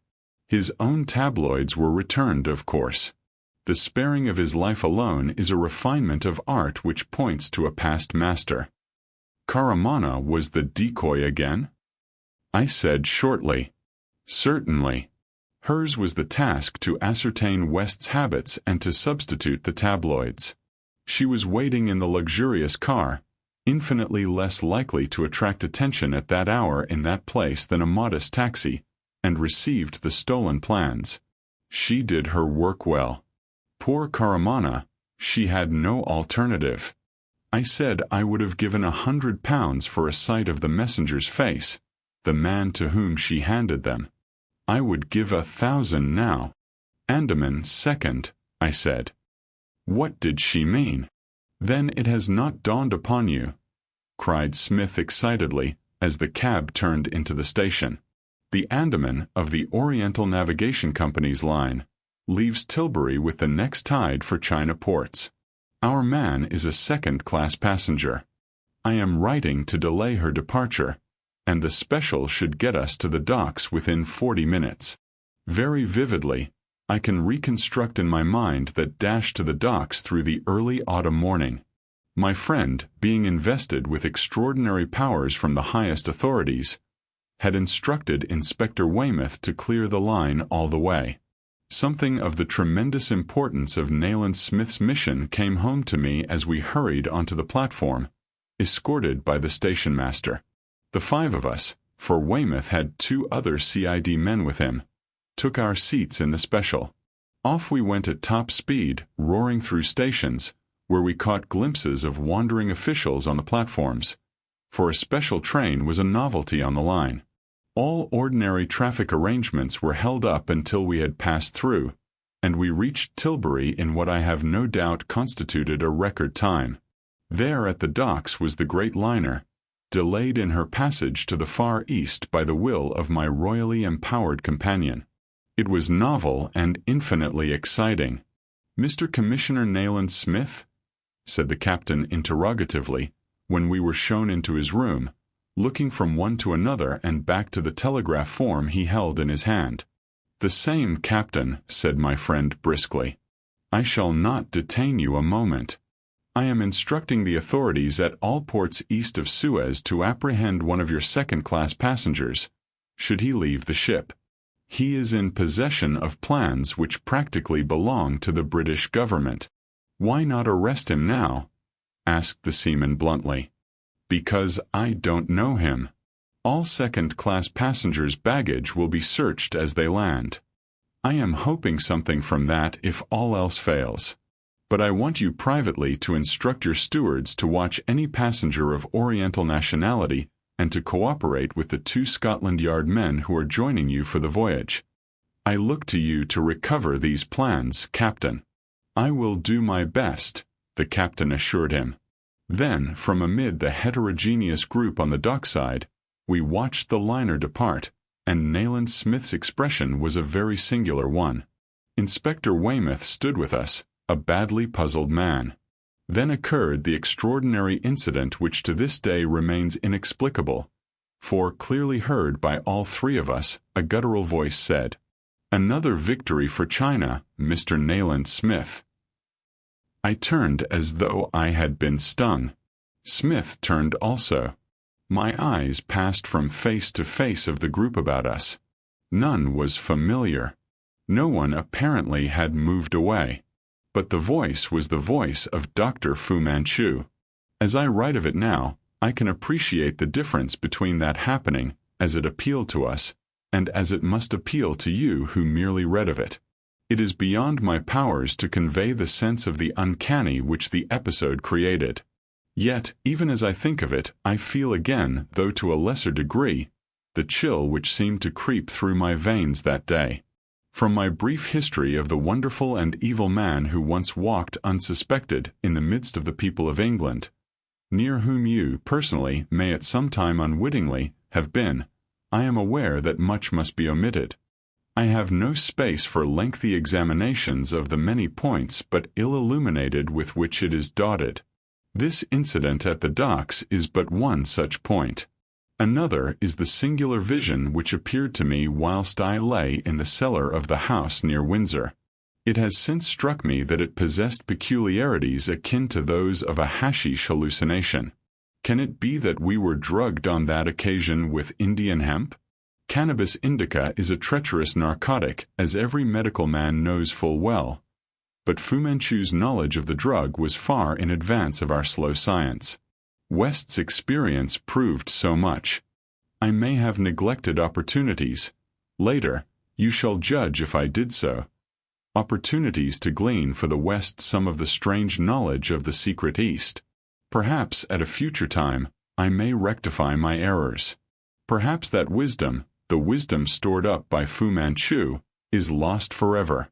There is, however, at least a bare possibility of its survival, in part, and I do not wholly despair of one day publishing a scientific sequel to this record of our dealings with the Chinese doctor.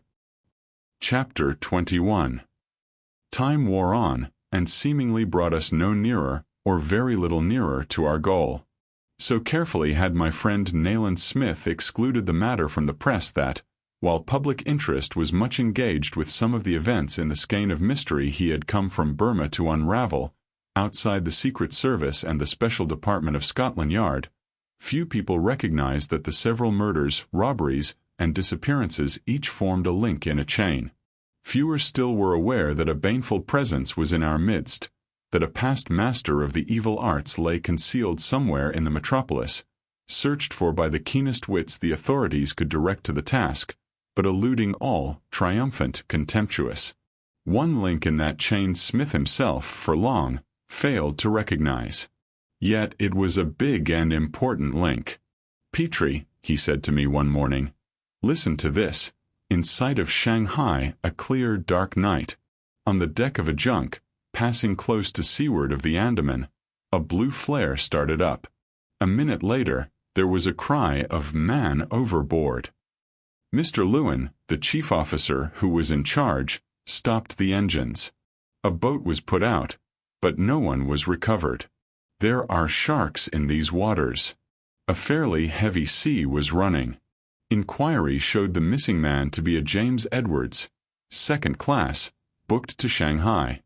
I think the name was assumed. The man was some sort of Oriental, and we had had him under close observation." "That's the end of their report," exclaimed Smith. He referred to the two CID men who had joined the Andaman at the moment of her departure from Tilbury. He carefully lighted his pipe. "Is it a victory for China, Petrie?" he said softly. "Until the Great War reveals her secret resources, and I pray that day will not be in my time, we shall never know," I replied. Smith began striding up and down the room. "Whose name," he jerked abruptly, "stands now at the head of our danger list?" He referred to a list we had compiled of the notable men intervening between the evil genius who secretly had invaded London and the triumph of his cause, the triumph of the yellow races. I glanced at our notes. "Lord Southery," I replied. Smith tossed the morning paper across to me. "Look," he said shortly. "He's dead." I read the account of the peer's death, and glanced at the long obituary notice. He had but recently returned from the East, and now, after a short illness, had died from some affection of the heart. There had been no intimation that his illness was of a serious nature, and even Smith, who watched over his flock, the flock threatened by the wolf Fu Manchu with jealous zeal, had not suspected that the end was so near. "Do you think he died a natural death, Smith?" I asked. My friend reached across the table and rested the tip of a long finger upon one of the subheadings to the account. "Sir Frank Narcombe summoned too late." "You see," said Smith, "Southery died during the night. But Sir Frank Narcombe, arriving a few minutes later, unhesitatingly pronounced death to be due to syncope, and seems to have noticed nothing suspicious." I looked at him thoughtfully. "Sir Frank is a great physician," I said slowly, "but we must remember he would be looking for nothing suspicious. We must remember," rapped Smith, "that if Dr. Fu Manchu is responsible for Southery's death, except to the eye of an expert, there would be nothing suspicious to see. Fu Manchu leaves no clues." "Are you going around?" I asked. Smith shrugged his shoulders. "I think not," he replied. "Either a greater one than Fu Manchu has taken Lord Southery, or the Yellow Doctor has done his work so well that no trace remains of his presence in the matter." Leaving his breakfast untasted, he wandered aimlessly about the room, littering the hearth with matches as he constantly relit his pipe, which went out every few minutes. "It's no good, Petrie," he burst out suddenly. "It cannot be a coincidence. We must go around and see him." An hour later, we stood in the silent room, with its drawn blinds and its deathful atmosphere, looking down at the pale, intellectual face of Henry Stradwick, Lord Southery, the greatest engineer of his day. The mind that lay behind that splendid brow had planned the construction of the railway for which Russia had paid so great a price, had conceived the scheme for the canal which, in the near future, was to bring two great continents a full week's journey nearer one to the other. But now it is no more. He had latterly developed symptoms of angina pectoris, explained the family physician. But I had not anticipated a fatal termination so soon. I was called about 2 o'clock this morning, and found Lord Southery in a dangerously exhausted condition. I did all that was possible, and Sir Frank Narcombe was sent for. But shortly before his arrival, the patient expired. I understand, Doctor, that you had been treating Lord Southery for angina pectoris? I said, yes, was the reply, for some months. You regard the circumstances of his end as entirely consistent with a death from that cause? Certainly. Do you observe anything unusual yourself? Sir Frank Narcombe quite agrees with me. There is surely no room for doubt. No, said Smith, tugging reflectively at the lobe of his left ear. We do not question the accuracy of your diagnosis in any way, sir. The physician seemed puzzled. But am I not right in supposing that you are connected with the police? Asked the physician. Neither Dr. Petrie nor myself are in any way connected with the police, answered Smith. But nevertheless, I look to you to regard our recent questions as confidential. As we were leaving the house, hushed awesomely in deference to the unseen visitor who had touched Lord Southery with gray, cold fingers, Smith paused, detaining a black-coated man who passed us on the stairs. You were Lord Southery's valet? The man bowed. Were you in the room at the moment of his fatal seizure? I was, sir. Did you see or hear anything unusual, anything unaccountable? Nothing, sir. No strange sounds outside the house, for instance? The man shook his head, and Smith, taking my arm, passed out into the street. Perhaps this business is making me imaginative, he said, but there seems to be something tainting the air in yonder, something peculiar to houses whose doors bear the invisible death mark of Fu Manchu. You are right, Smith, I cried. I hesitated to mention the matter, but I, too, have developed some other sense which warns me of the doctor's presence. Although there is not a scrap of confirmatory evidence, I am as sure that he has brought about Lord Southery's death as if I had seen him strike the blow. It was in that torturing frame of mind, chained, helpless in our ignorance, or by reason of the Chinaman's supernormal genius, that we lived throughout the ensuing days. My friend began to look like a man consumed by a burning fever. Yet we could not act. In the growing dark of an evening shortly following, I stood idly turning over some of the works exposed for sale outside a second-hand bookseller's in New Oxford Street. One dealing with the secret societies of China struck me as being likely to prove instructive, and I was about to call the shopman when I was startled to feel a hand clutch my arm. I turned around rapidly, and was looking into the darkly beautiful eyes of Karamana. She, whom I had seen in so many guises, was dressed in a perfectly fitting walking habit, and had much of her wonderful hair concealed beneath a fashionable hat. She glanced at her apprehensively. Quick, come round the corner. I must speak to you, she said, her musical voice thrilling with excitement. I never was quite a master of myself in her presence. He must have been a man of ice who could have been, I think, for her beauty had all the bouquet of rarity. She was a mystery, and mystery adds charm to a woman. Probably she should have been under arrest, but I know I would have risked much to save her from it. As we turned into a quiet thoroughfare, she stopped and said, I am in distress. You have often asked me to enable you to capture Dr. Fu Manchu. I am prepared to do so. I could scarcely believe that I heard right. Your brother, I began. She seized my arm entreatingly, looking into my eyes. You are a doctor, she said. I want you to come and see him now. What? Is he in London? He is at the house of Dr. Fu Manchu. And you would have me. Accompany me there, yes. Nayland Smith, I doubted not, would have counseled me against trusting my life in the hands of this girl with the pleading eyes. Yet I did so, and with little hesitation. Shortly we were traveling eastward in a closed cab. Caramana was very silent, but always when I turned to her, I found her big eyes fixed upon me with an expression in which there was pleading, in which there was sorrow, in which there was something else, something indefinable, yet strangely disturbing. The cabman she had directed drove to the lower end of the commercial road, the neighborhood of the new docks, and the scene of one of our early adventures with Dr. Fu Manchu.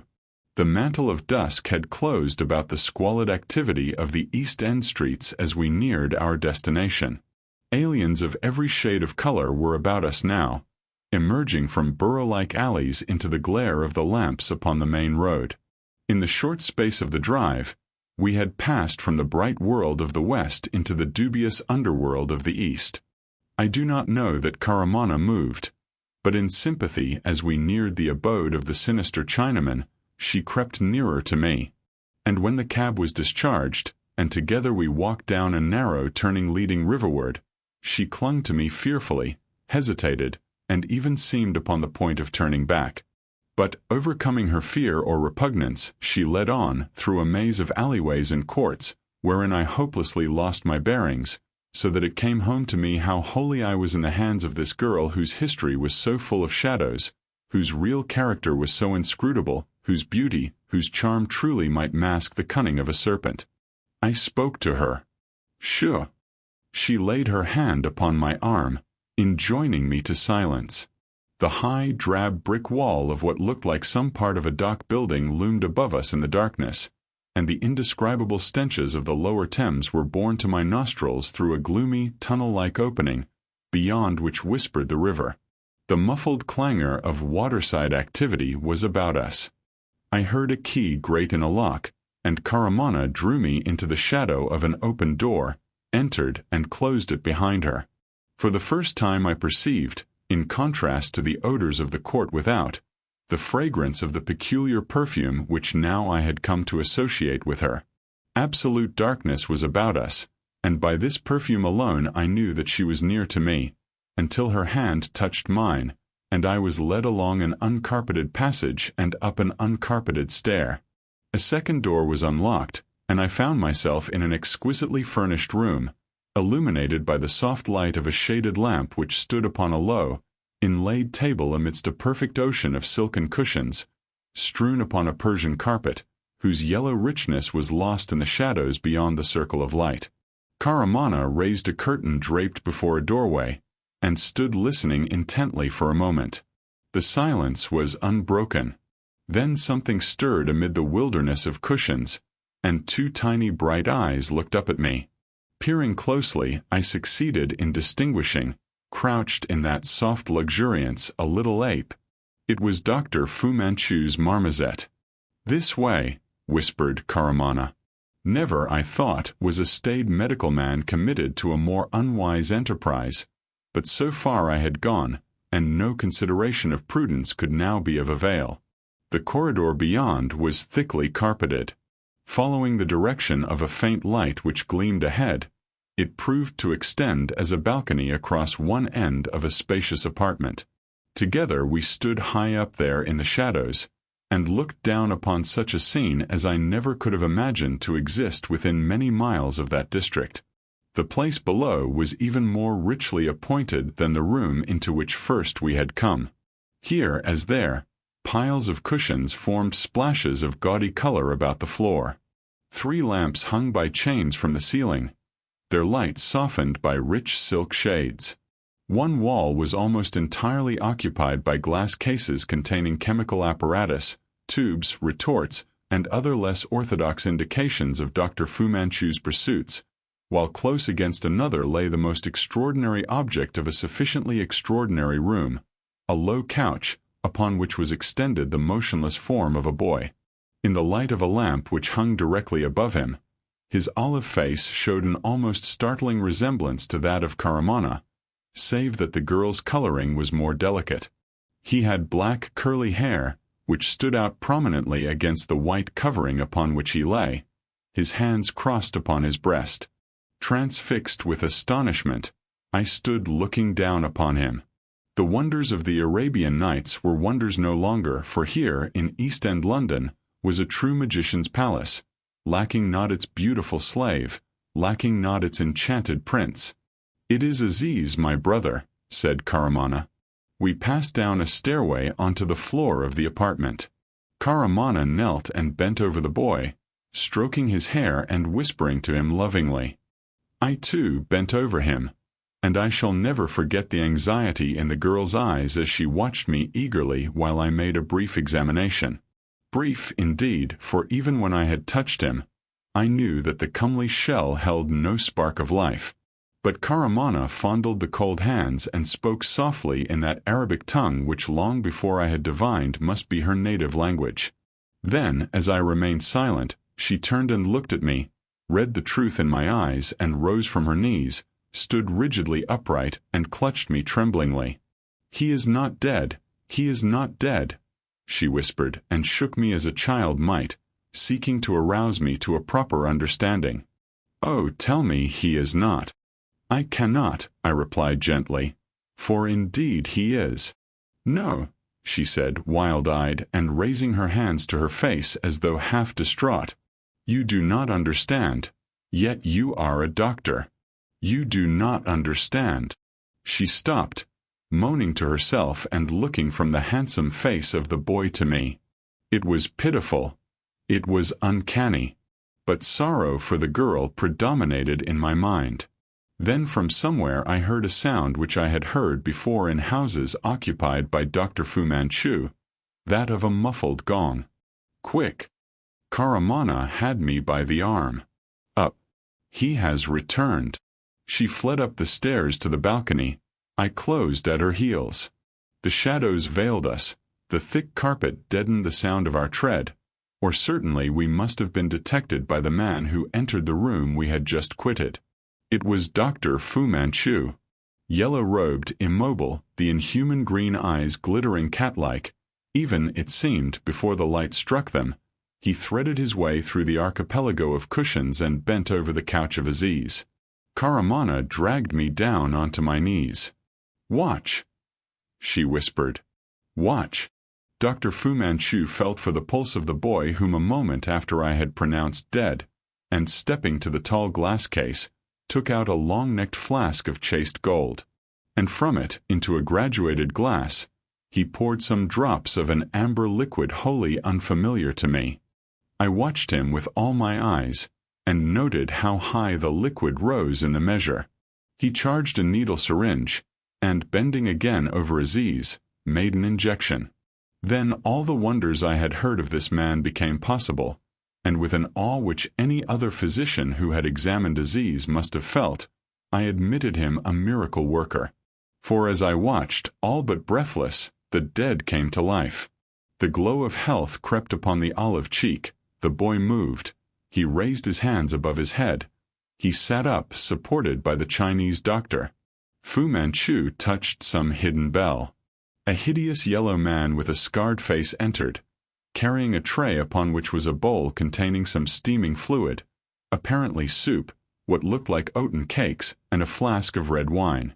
As the boy, exhibiting no more unusual symptoms than if he had just awakened from a normal sleep, commenced his repast, Karamana drew me gently along the passage into the room which we had first entered. My heart leaped wildly as the marmoset bounded past us to drop hand over hand to the lower apartment in search of its master. "You see," said Karamana, her voice quivering, "he is not dead. But without Fu Manchu, he is dead to me. How can I leave him when he holds the life of Aziz in his hand?" "You must get me that flask or some of its contents," I directed. "But tell me, how does he produce the appearance of death?" "I cannot tell you," she replied. "I do not know. It is something in the wine. In another hour, Aziz will be again as you saw him. But see." And opening a little ebony box, she produced a phial half filled with the amber liquid. "Good," I said, and slipped it into my pocket. "When will be the best time to seize Fu Manchu and to restore your brother?" "I will let you know," she whispered, and, opening the door, pushed me hurriedly from the room. He is going away tonight to the north, but you must not come tonight. Quick, quick, along the passage. He may call me at any moment." So, with the file in my pocket containing a potent preparation unknown to Western science, and with a last long look into the eyes of Karamana, I passed out into the narrow alley, out from the fragrant perfumes of that mystery house into the place of Thameside stenches. Chapter 22. "We must arrange for the house to be raided without delay," said Smith. "This time we are sure of our ally." "But we must keep our promise to her," I interrupted. "You can look after that, Petrie," my friend said. "I will devote the whole of my attention to Dr. Fu Manchu," he added grimly. Up and down the room he paced, gripping the blackened briar between his teeth, so that the muscles stood out squarely upon his lean jaws. The bronze which spoke of the Burmese sun enhanced the brightness of his gray eyes. "What have I all along maintained?" he jerked, looking back at me across his shoulder. "That, although Karamana was one of the strongest weapons in the doctor's armory, she was one which some day would be turned against him. That day has dawned. We must await word from her." "Quite so." He knocked out his pipe on the grate.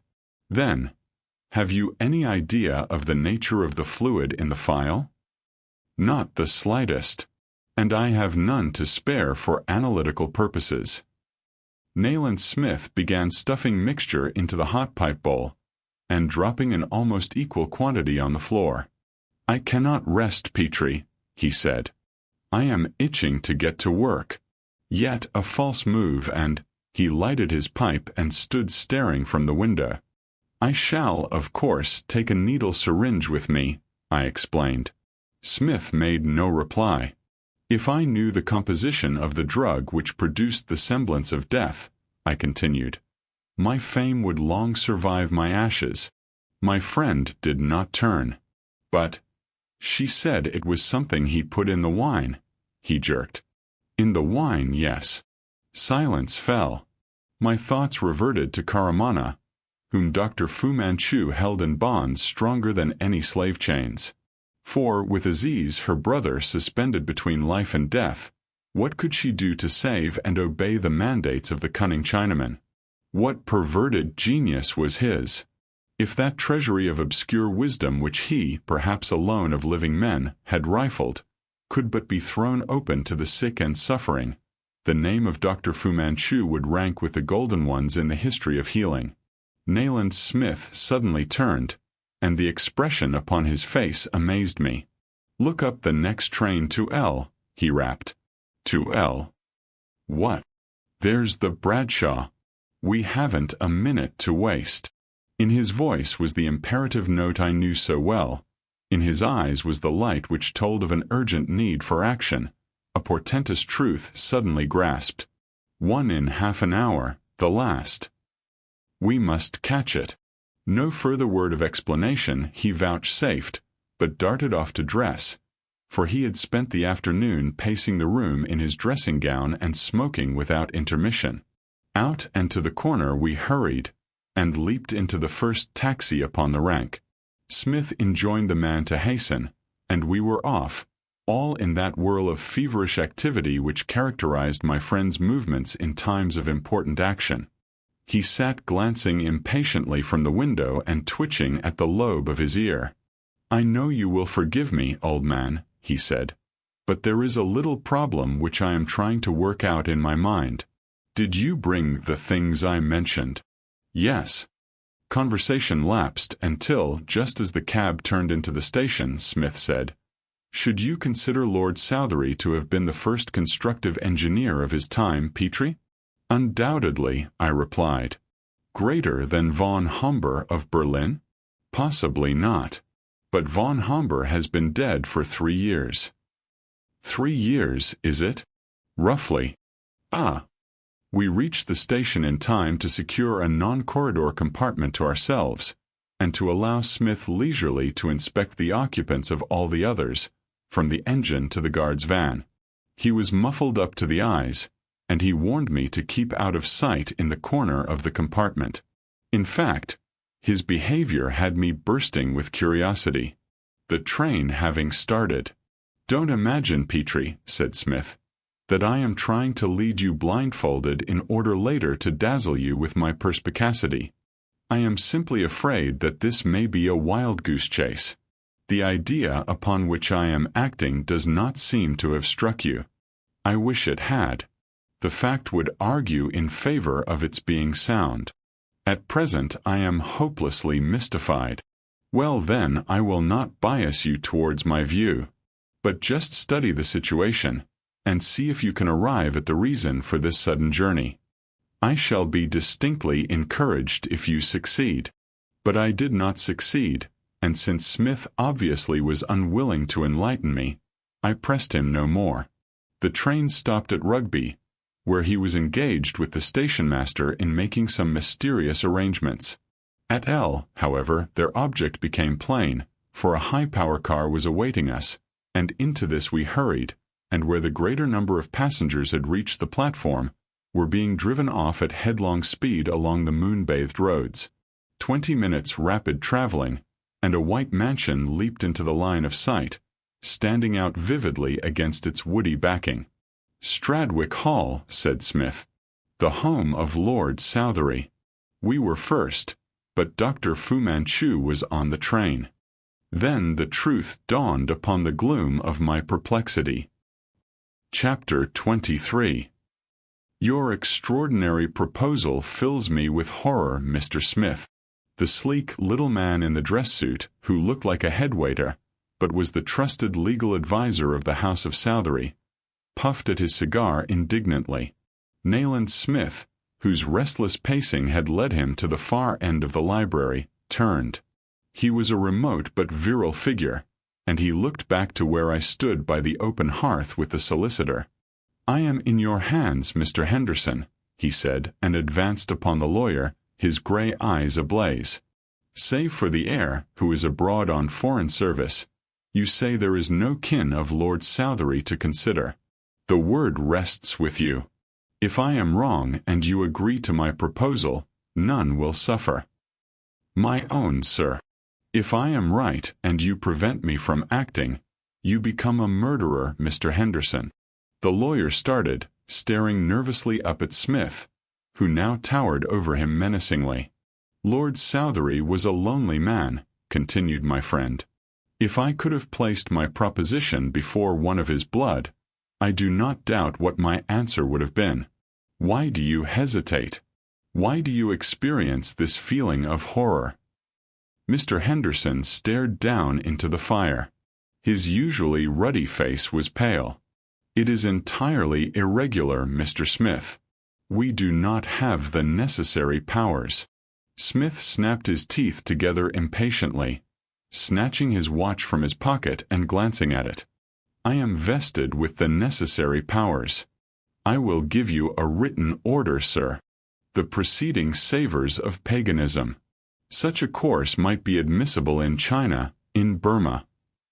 Do you weigh life against such quibbles?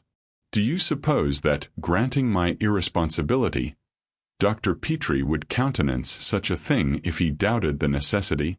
Mr. Henderson looked at me with pathetic hesitation. "There are guests in the house, mourners who attended the ceremony today. They will never know if we are in error," interrupted Smith. "Good God! Why do you delay? You wish it to be kept secret? You and I, Mr. Henderson, and Dr. Petrie will go now. We require no other witnesses. We are answerable only to our consciences." The lawyer passed his hand across his damp brow. "I have never in my life been called upon to make such a momentous decision in so short a time," he confessed. But aided by Smith's indomitable will, he made his decision. As a result, we three, looking and feeling like conspirators, hurried across the park beneath a moon whose placidity was a rebuke to the turbulent passions which reared their strangle growth in the Garden of England. Not a breath of wind stirred amidst the leaves. The calm of a perfect night soothed everything to slumber. Yet, if Smith were right, and I did not doubt him, the green eyes of Dr. Fu Manchu had looked upon the scene, and I found myself marveling that its beauty had not wilted. Even now the dread Chinaman must be near to us. As Mr. Henderson unlocked the ancient iron gates, he turned to Nayland Smith. His face twitched oddly. "Witness that I do this unwillingly," he said. "Most unwillingly." "Mine is the responsibility," was the reply. Smith's voice quivered, responsive to the nervous vitality pent up within that lean frame. He stood motionless, listening, and I knew for whom he listened. He peered about him to right and left, and I knew whom he expected but dreaded to see. Above us now the trees looked down with a solemnity different from the monarchs of the park, and the nearer we came to our journey's end, the more somber and lowering bent the verdant arch, or so it seemed. By that path, patched now with pools of moonlight, Lord Southery had passed upon his bier, with the sun to light his going. By that path several generations of Stradwicks had gone to their last resting place. To the doors of the vault the moon rays found free access.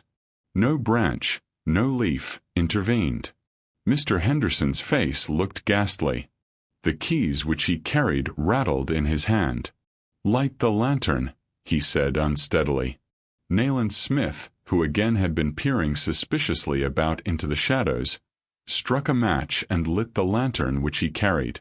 He turned to the solicitor. "Be calm, Mr. Henderson," he said sternly. "It is your plain duty to your client." "God be my witness that I doubt it," replied Henderson, and opened the door. We descended the steps. The air beneath was damp and chilly. It touched us as with clammy fingers, and the sensation was not wholly physical. Before the narrow mansion which now sufficed Lord Southery, the great engineer whom kings had honored, Henderson reeled and clutched at me for support. Smith and I had looked to him for no aid in our uncanny task, and rightly. With averted eyes, he stood over by the steps of the tomb, whilst my friend and myself set to work. In the pursuit of my profession, I had undertaken labors as unpleasant, but never amidst an environment such as this. It seemed that generations of Stradwicks listened to each turn of every screw. At last it was done, and the pallid face of Lord Southery questioned the intruding light. Nayland Smith's hand was as steady as a rigid bar when he raised the lantern. Later I knew there would be a sudden release of the tension of will, a physical and mental, but not until his work was finished.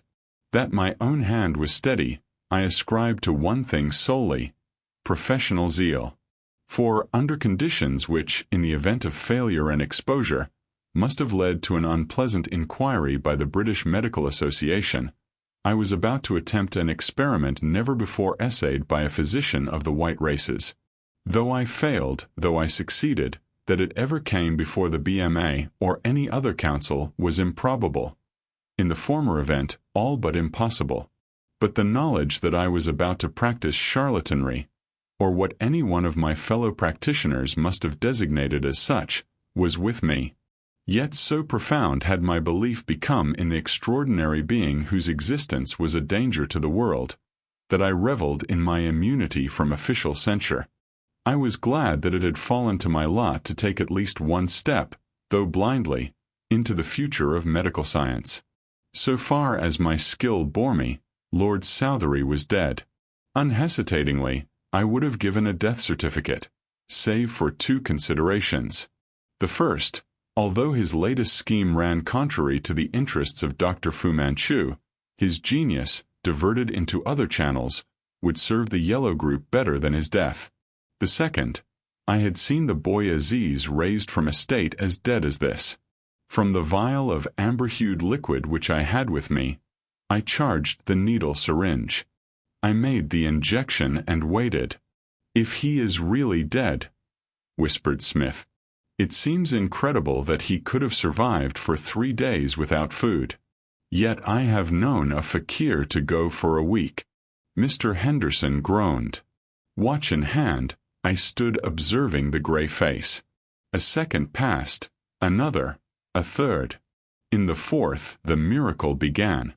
Over the seemingly cold clay crept the hue of pulsing life. It came in waves which corresponded with the throbbing of the awakened heart, which swept fuller and stronger, which filled and quickened the chilled body. As we rapidly freed the living man from the trappings of the dead one, Southerly, uttering a stifled scream, sat up, looked about him with half-glazed eyes, and fell back. "My God!" cried Smith. "It is all right," I said, and had time to note how my voice had assumed a professional tone. "A little brandy from my flask is all that is necessary now." "You have 2 patients, Doctor," rapped my friend. Mr. Henderson had fallen in a swoon to the floor of the vault. "Quiet," whispered Smith. "He is here." He extinguished the light. I supported Lord Southerly. "What has happened?" he kept moaning. "Where am I? Oh God! What has happened?" I strove to reassure him in a whisper, and placed my traveling coat over him. The door at the top of the mausoleum steps we had reclosed but not relocked. Now, as I upheld the man whom literally we had rescued from the grave, I heard the door reopen. To aid Henderson I could make no move. Smith was breathing hard beside me. I dared not think what was about to happen, nor what its effects might be upon Lord Southerly in his exhausted condition. Through the Memphian dark of the tomb cut a spear of light, touching the last stone of the stairway. A guttural voice spoke some words rapidly, and I knew that Dr. Fu Manchu stood at the head of the stairs. Although I could not see my friend, I became aware that Nayland Smith had his revolver in his hand, and I reached into my pocket for mine. At last the cunning Chinaman was about to fall into a trap. It would require all his genius, I thought, to save him tonight.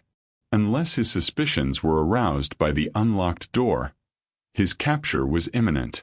Someone was descending the steps. In my right hand I held my revolver, and with my left arm about Lord Southerly, I waited through 10 such seconds of suspense as I have rarely known. The spear of light plunged into the well of darkness again. Lord Southerly, Smith, and myself were hidden by the angle of the wall, but full upon the purplish face of Mr. Henderson the beam shone. In some way it penetrated the murk in his mind, and he awoke from his swoon with a hoarse cry, struggled to his feet, and stood looking up the stairs in a sort of frozen horror. Smith was past him at a boundary. Something flashed towards him as the light was extinguished. I saw him duck and heard the knife ring upon the floor.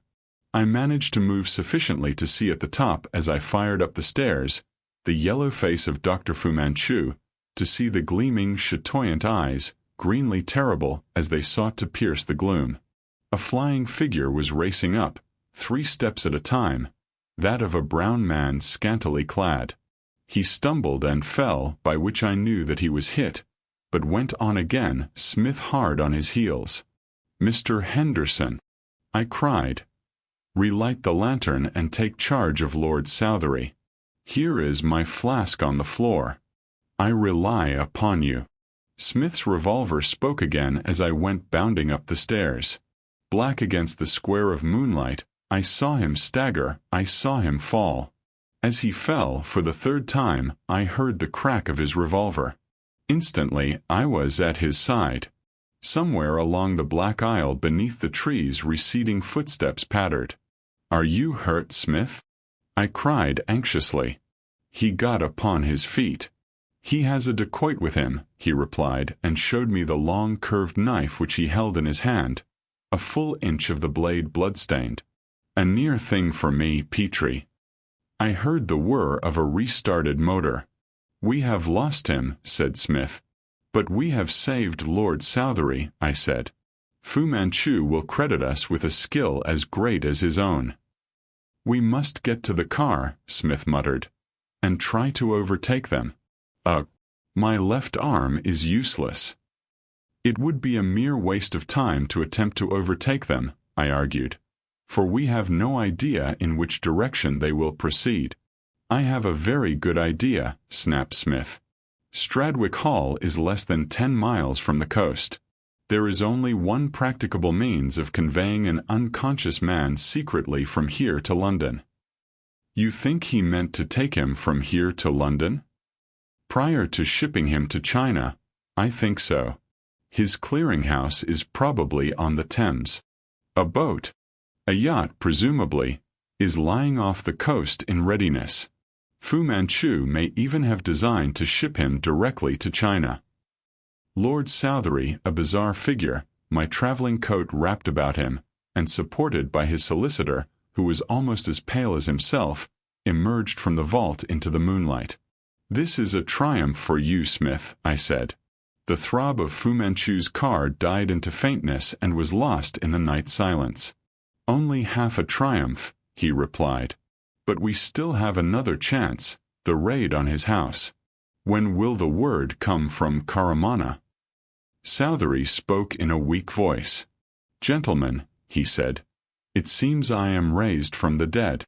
It was the weirdest moment of the night wherein we heard that newly buried man speak from the mold of his tomb. "Yes," replied Smith slowly, "and spared from the fate of heaven alone knows how many men of genius.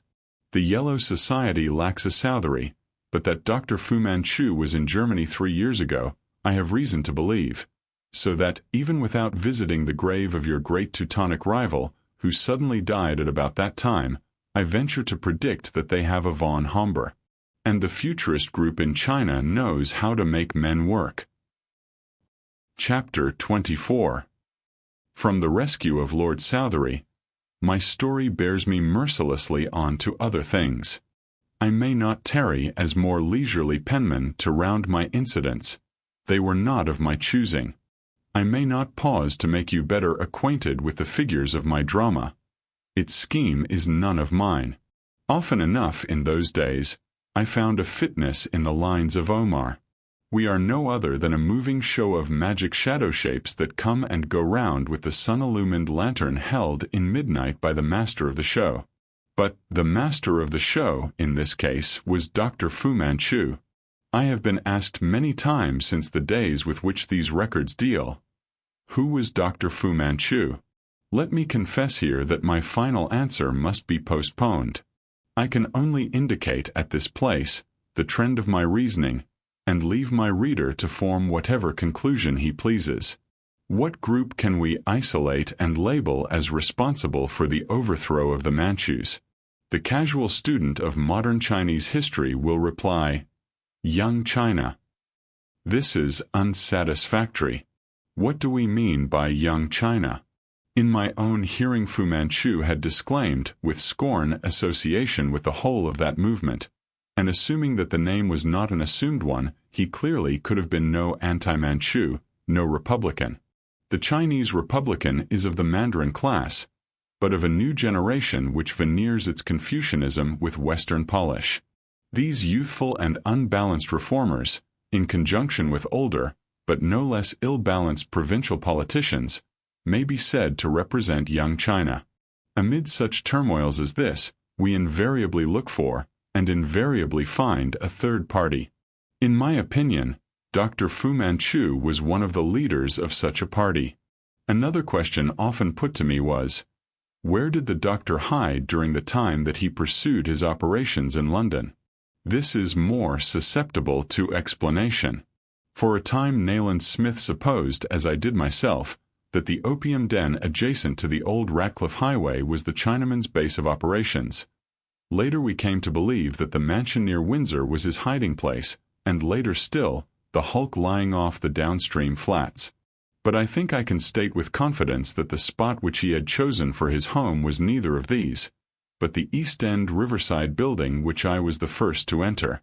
Of this I am all but sure, for the reason that it not only was the home of Fu Manchu, of Caramana, and of her brother Aziz, but the home of something else, of something which I shall speak of later. The dreadful tragedy, or series of tragedies, which attended the raid upon the place will always mark in my memory the supreme horror of a horrible case. Let me endeavor to explain what occurred. By the aid of Caramana, you have seen how we had located the former warehouse, which from the exterior was so drab and dreary, but which within was a place of wondrous luxury. At the moment selected by our beautiful accomplice, Inspector Weymouth and a body of detectives entirely surrounded it. A river police launch lay off the wharf which opened from it on the riverside, and this upon a singularly black night, than which a better could not have been chosen. "Will you fulfill your promise to me?"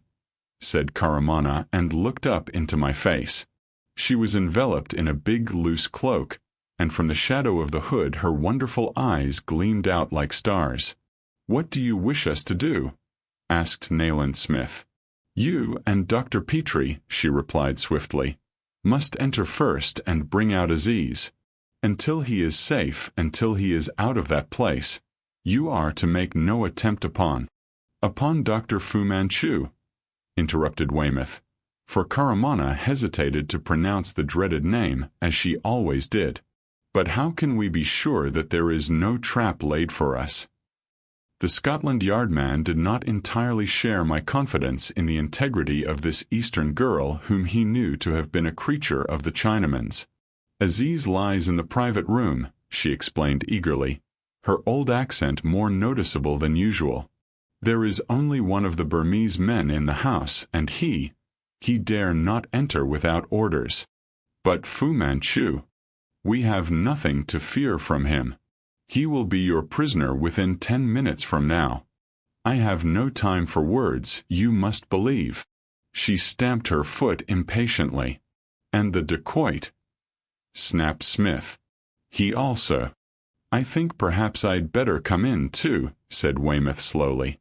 Caramana shrugged her shoulders with quick impatience, and unlocked the door in the high brick wall which divided the gloomy, evil-smelling court from the luxurious apartments of Dr. Fu Manchu.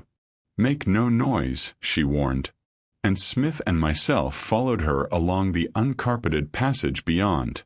Inspector Weymouth, with a final word of instruction to his second in command, brought up the rear. The door was reclosed.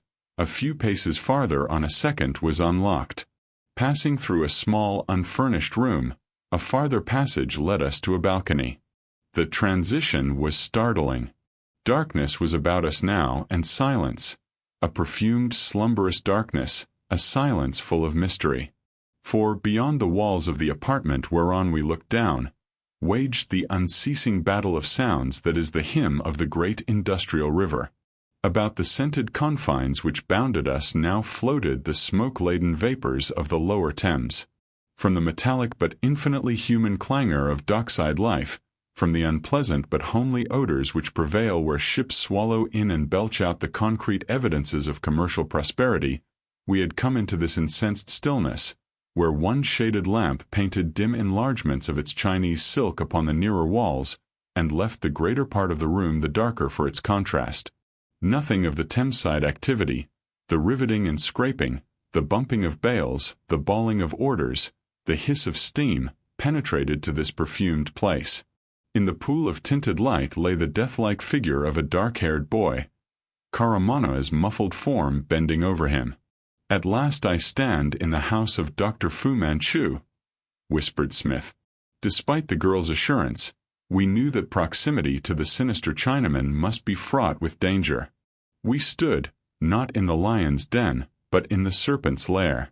From the time when Nayland Smith had come from Burma in pursuit of this advance guard of a cogent yellow peril, the face of Dr. Fu Manchu rarely had been absent from my dreams day or night. The millions might sleep in peace, the millions in whose cause we labored. But we who knew the reality of the danger knew that a veritable octopus had fastened upon England, a yellow octopus whose head was that of Dr. Fu Manchu, whose tentacles were dacoity, thuggy, modes of death, secret and swift, which in the darkness plucked men from life and left no clue behind. "Caramana," I called softly. The muffled form beneath the lamp turned so that the soft light fell upon the lovely face of the slave girl. She who had been a pliant instrument in the hands of Fu Manchu now was to be the means whereby society should be rid of him. She raised her finger warningly, then beckoned me to approach. My feet sinking in the rich pile of carpet, I came through the gloom of the great apartment into the patch of light, and Caramana beside me stood looking down upon the boy. It was Aziz, her brother, dead so far as Western lore had power to judge, but kept alive in that death-like trance by the uncanny power of the Chinese doctor. "Be quick," she said. "Be quick. Awaken him." "I am afraid." From the case which I carried, I took out a needle syringe and a phial containing a small quantity of amber-hued liquid. It was a drug not to be found in British pharmacopoeia. Of its constitution I knew nothing. Although I had had the phial in my possession for some days, I had not dared to devote any of its precious contents to analytical purposes.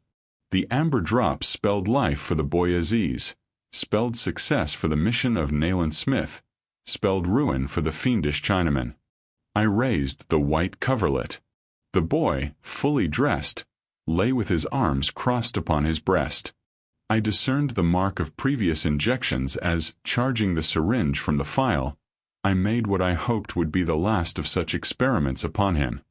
I would have given half of my small worldly possessions to have known the real nature of the drug which was now coursing through the veins of Aziz, which was tinting the grayed face with the olive tone of life, which, so far as my medical training bore me, was restoring the dead to life.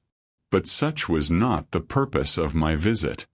I was to be removed from the house of Dr. Fu Manchu the living chain which bound Karamana to him. The boy alive and free, the doctor's hold upon the slave girl would be broken.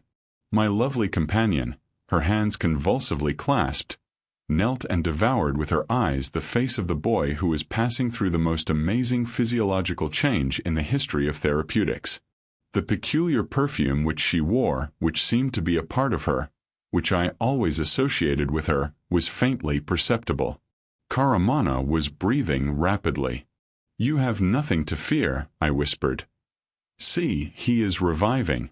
In a few moments all will be well with him." The hanging lamp with its garishly colored shade swung gently above us, wafted, it seemed, by some draught which passed through the apartment. The boy's heavy lids began to quiver, and Karamana nervously clutched my arm, and held me whilst we watched for the long-lashed eyes to open. The stillness of the place was positively unnatural. It seemed inconceivable that all about us was the discordant activity of the commercial East End. Indeed, this eerie silence was becoming oppressive. It began positively to appall me.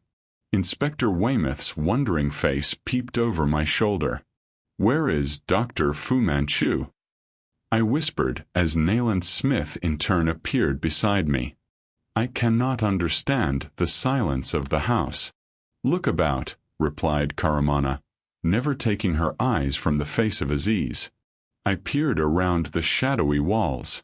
Tall glass cases there were, shelves and niches, where once, from the gallery above, I had seen the tubes and retorts, the jars of unfamiliar organisms, the books of unfamiliar lore, the impedimenta of the occult student and man of science, the visible evidences of Fu Manchu's presence.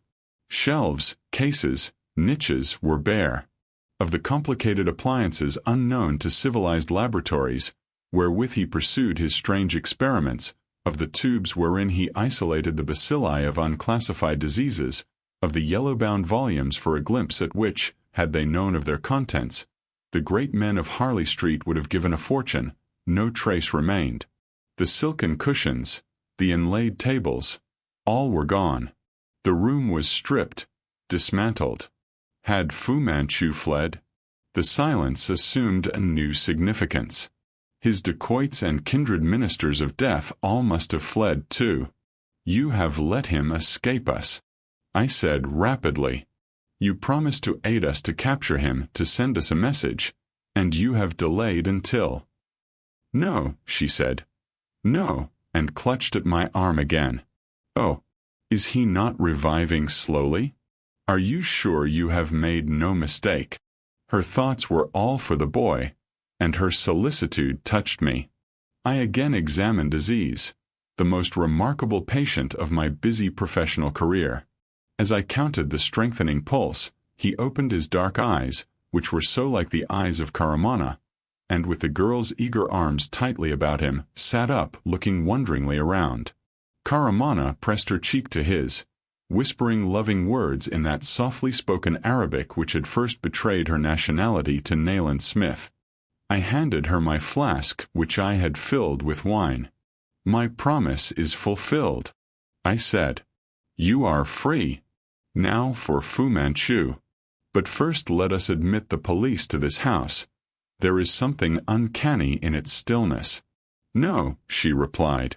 "First let my brother be taken out and placed in safety. Will you carry him?"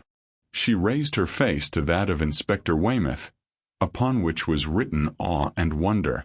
The burly detective lifted the boy as tenderly as a woman, passed through the shadows to the stairway, ascended, and was swallowed up in the gloom.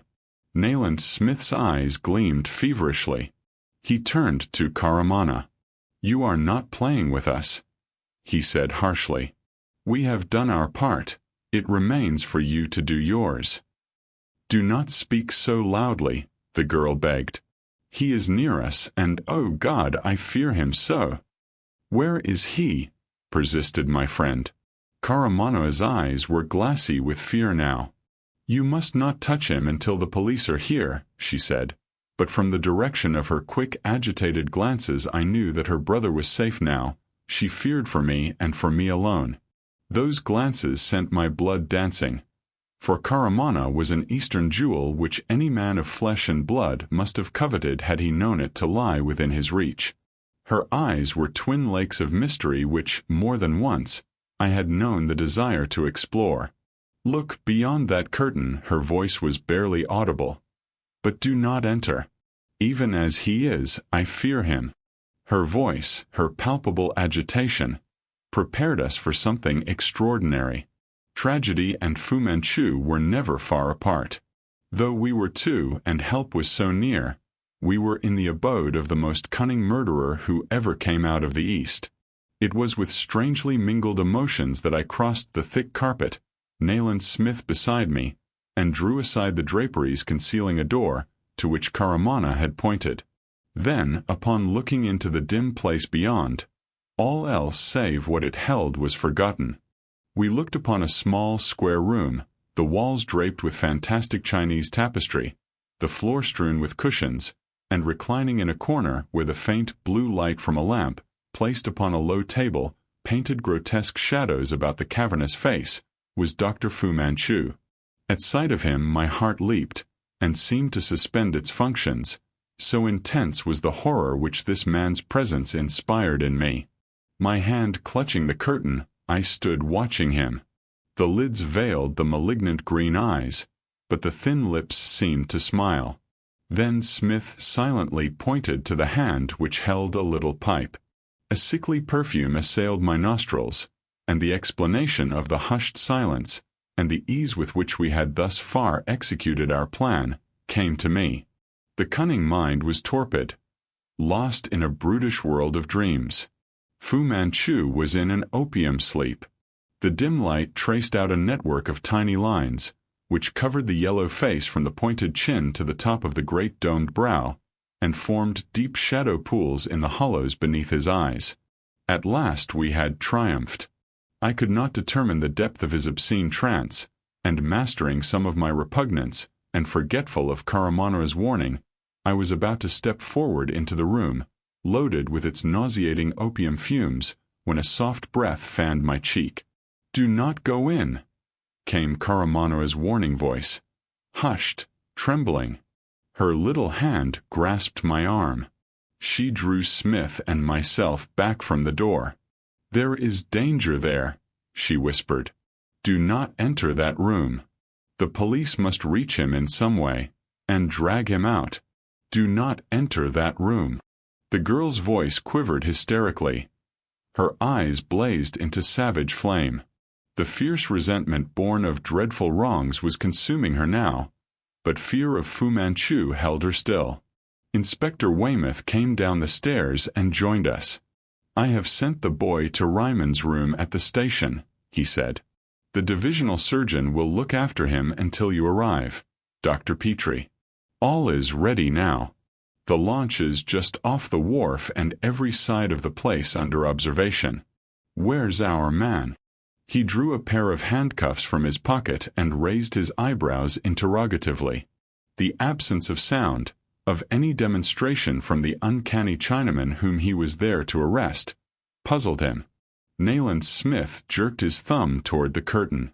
At that, and before we could utter a word, Weymouth stepped to the draped door. He was a man who drove straight at his goal and saved reflections for subsequent leisure. I think, moreover, that the atmosphere of the place, stripped as it was, it retained its heavy, voluptuous perfume, had begun to get a hold upon him.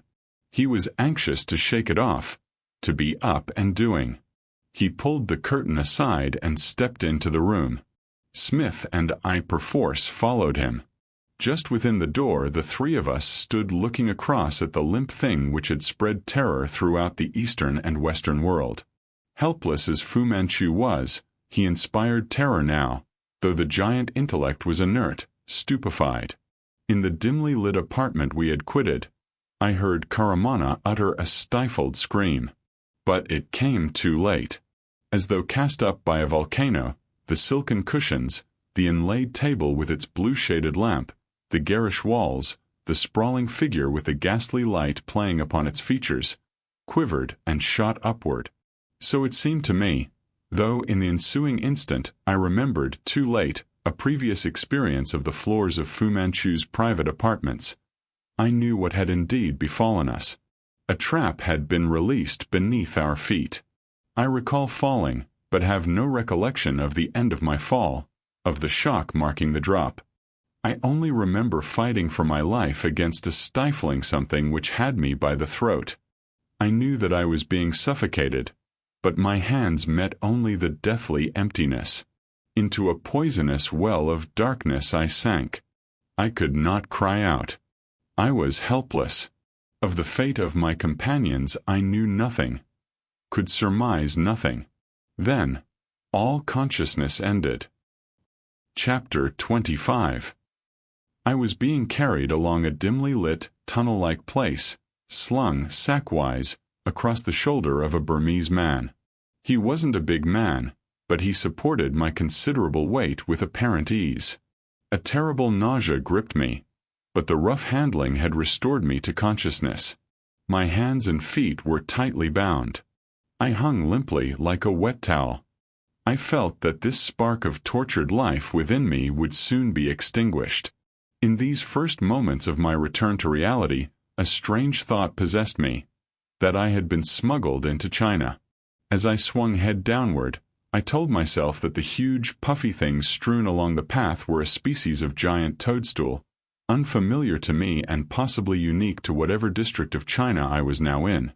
The air was hot, steamy, and smelled of rotting vegetation. I wondered why my bearer so carefully avoided touching any of the unwholesome-looking growths as he passed through what seemed like a succession of cellars. He steered a winding course among the bloated, unnatural shapes, lifting his bare brown feet with a cat-like delicacy.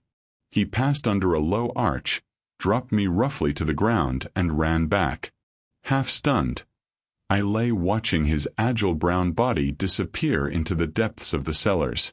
Their walls and roof seemed to emit a faint, phosphorescent light. "Petrie," came a weak voice from somewhere ahead.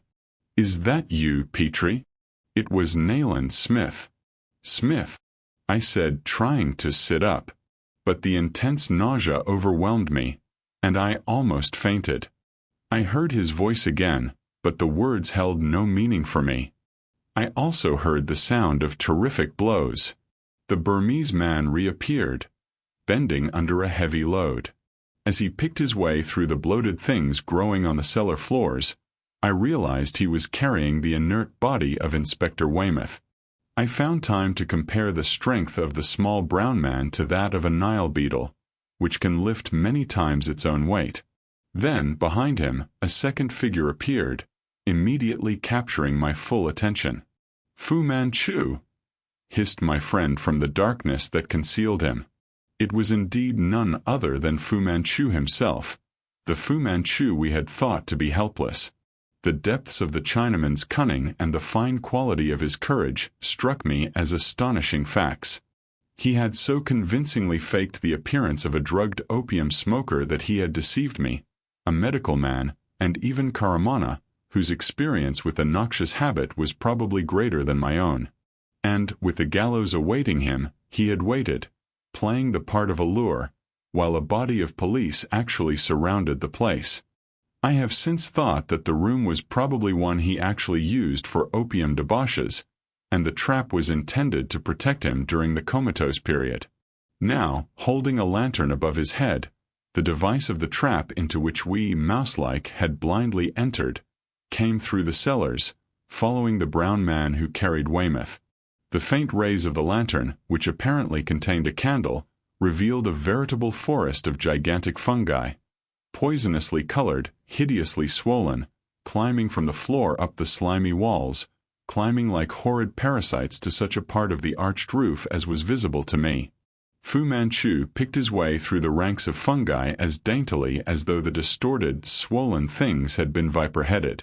The resounding blows I had noted before, and which had never ceased, culminated in a splintering crash.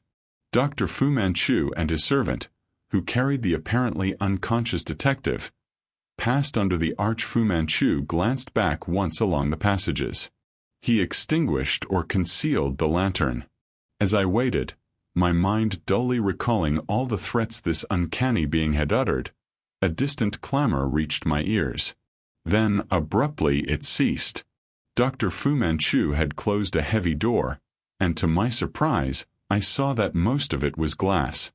The wisp glow playing around the fungi made the vista of the cellars faintly luminous and visible to me from where I lay.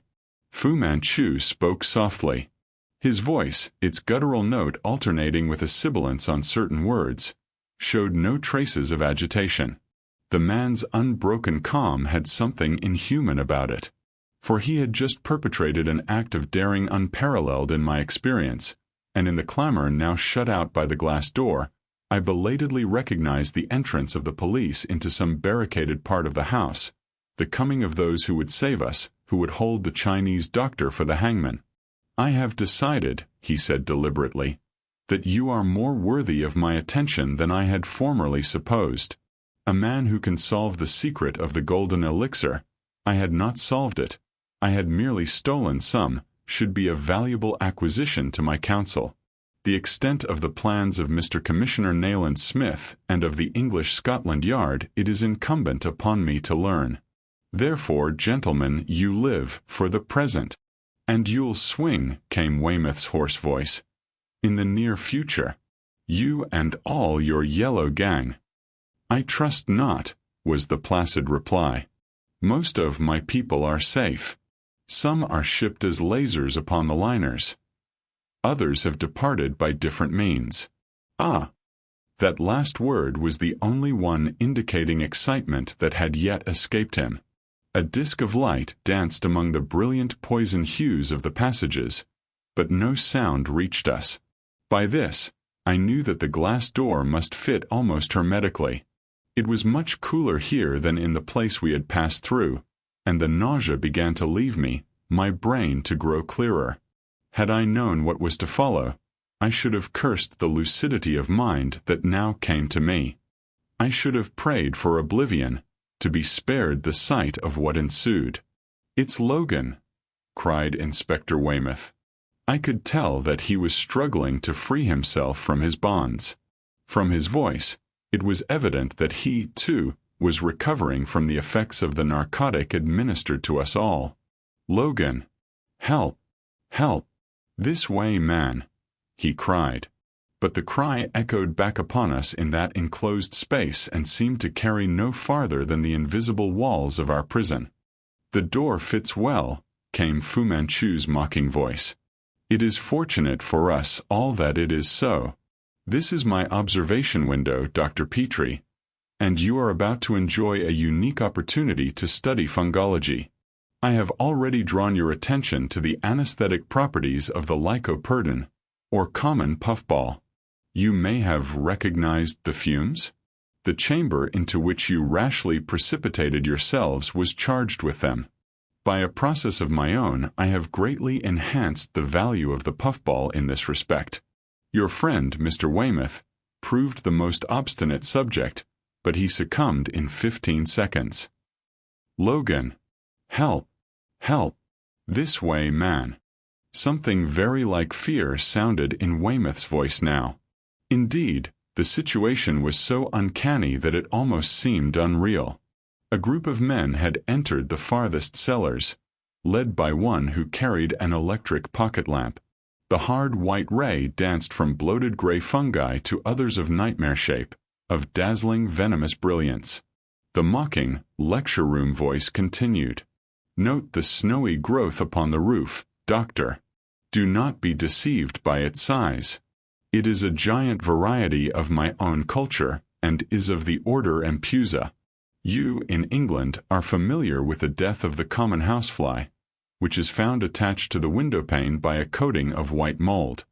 I have developed the spores of this mold and have produced a giant species. Observe the interesting effect of the strong light upon my orange and blue Amanita fungus. Hard beside me, I heard Nayland Smith groan. Weymouth had become suddenly silent. For my own part, I could have shrieked in pure horror, for I knew what was coming. I realized in one agonizing instant the significance of the dim lantern, of the careful progress through the subterranean fungi grove, of the care with which Fu Manchu and his servant had avoided touching any of the growths. I knew now that Dr. Fu Manchu was the greatest fungologist the world had ever known, a poisoner to whom the Borgias were as children, and I knew that the detectives were blindly walking into a valley of death. Then it began, the unnatural scene, the saturnalia of murder. Like so many bombs, the brilliantly colored caps of the huge toadstool-like things alluded to by the Chinaman exploded as the white ray sought them out in the darkness that alone preserved their existence. A brownish cloud, I could not determine whether liquid or powdery, arose in the cellar. I tried to close my eyes or to turn them away from the reeling forms of the men trapped in that poison hole. It was useless. I had to look. The bearer of the lamp had dropped it, but the dim, eerily illuminated gloom endured for scarcely a second.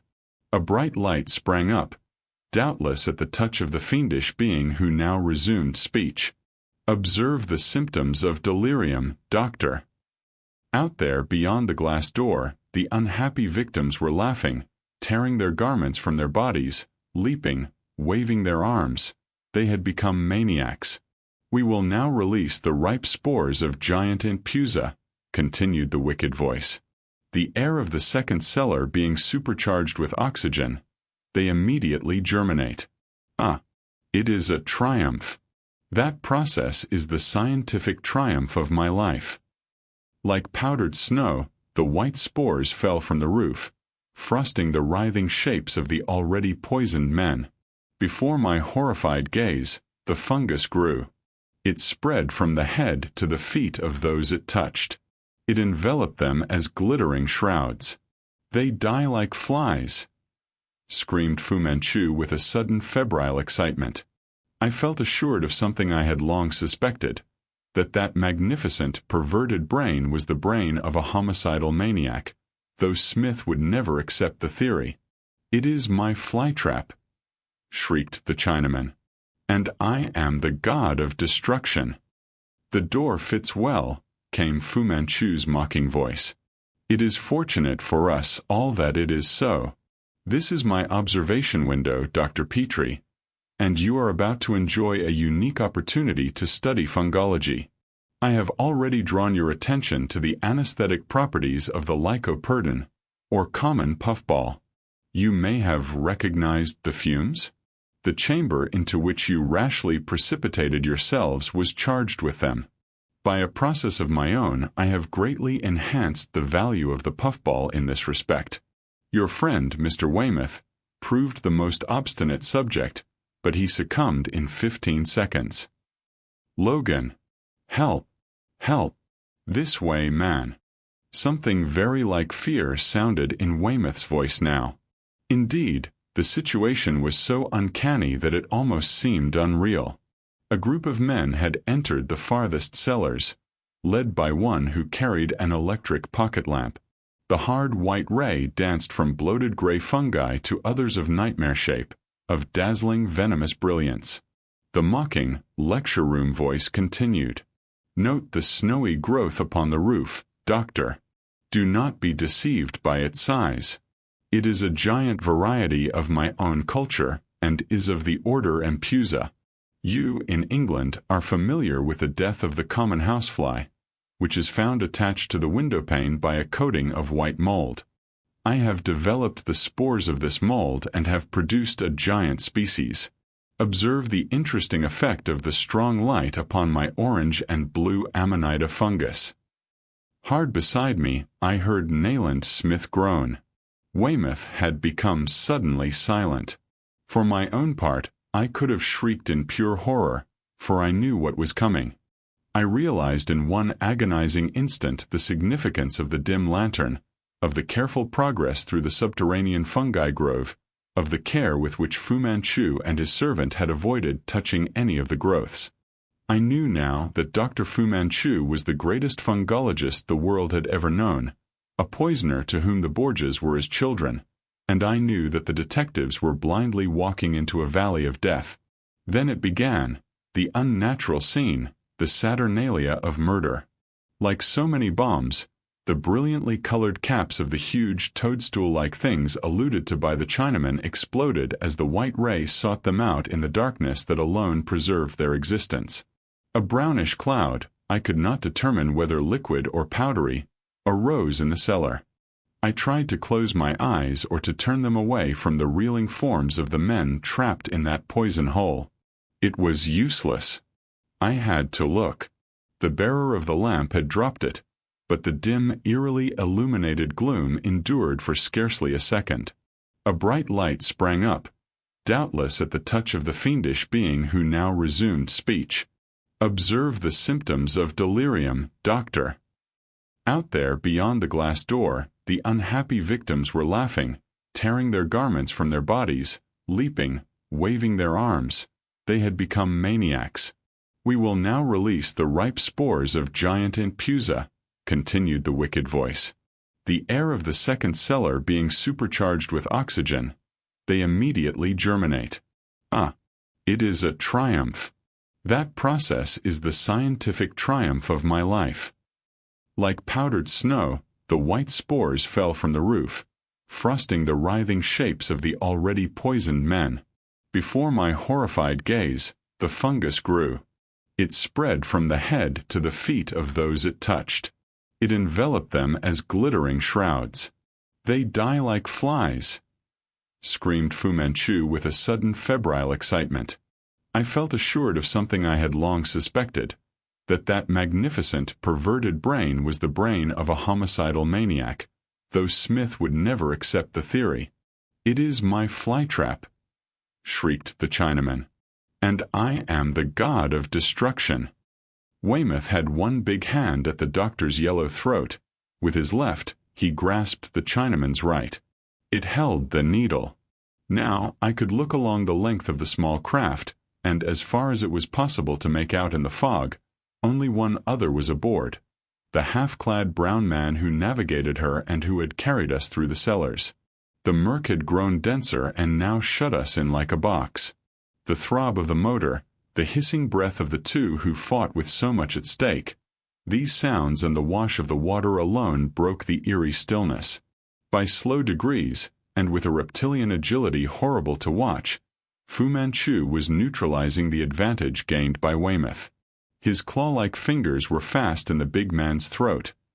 His right hand, with its deadly needle, was forcing down his opponent's left. He had been underneath, but now he was gaining the upper hand.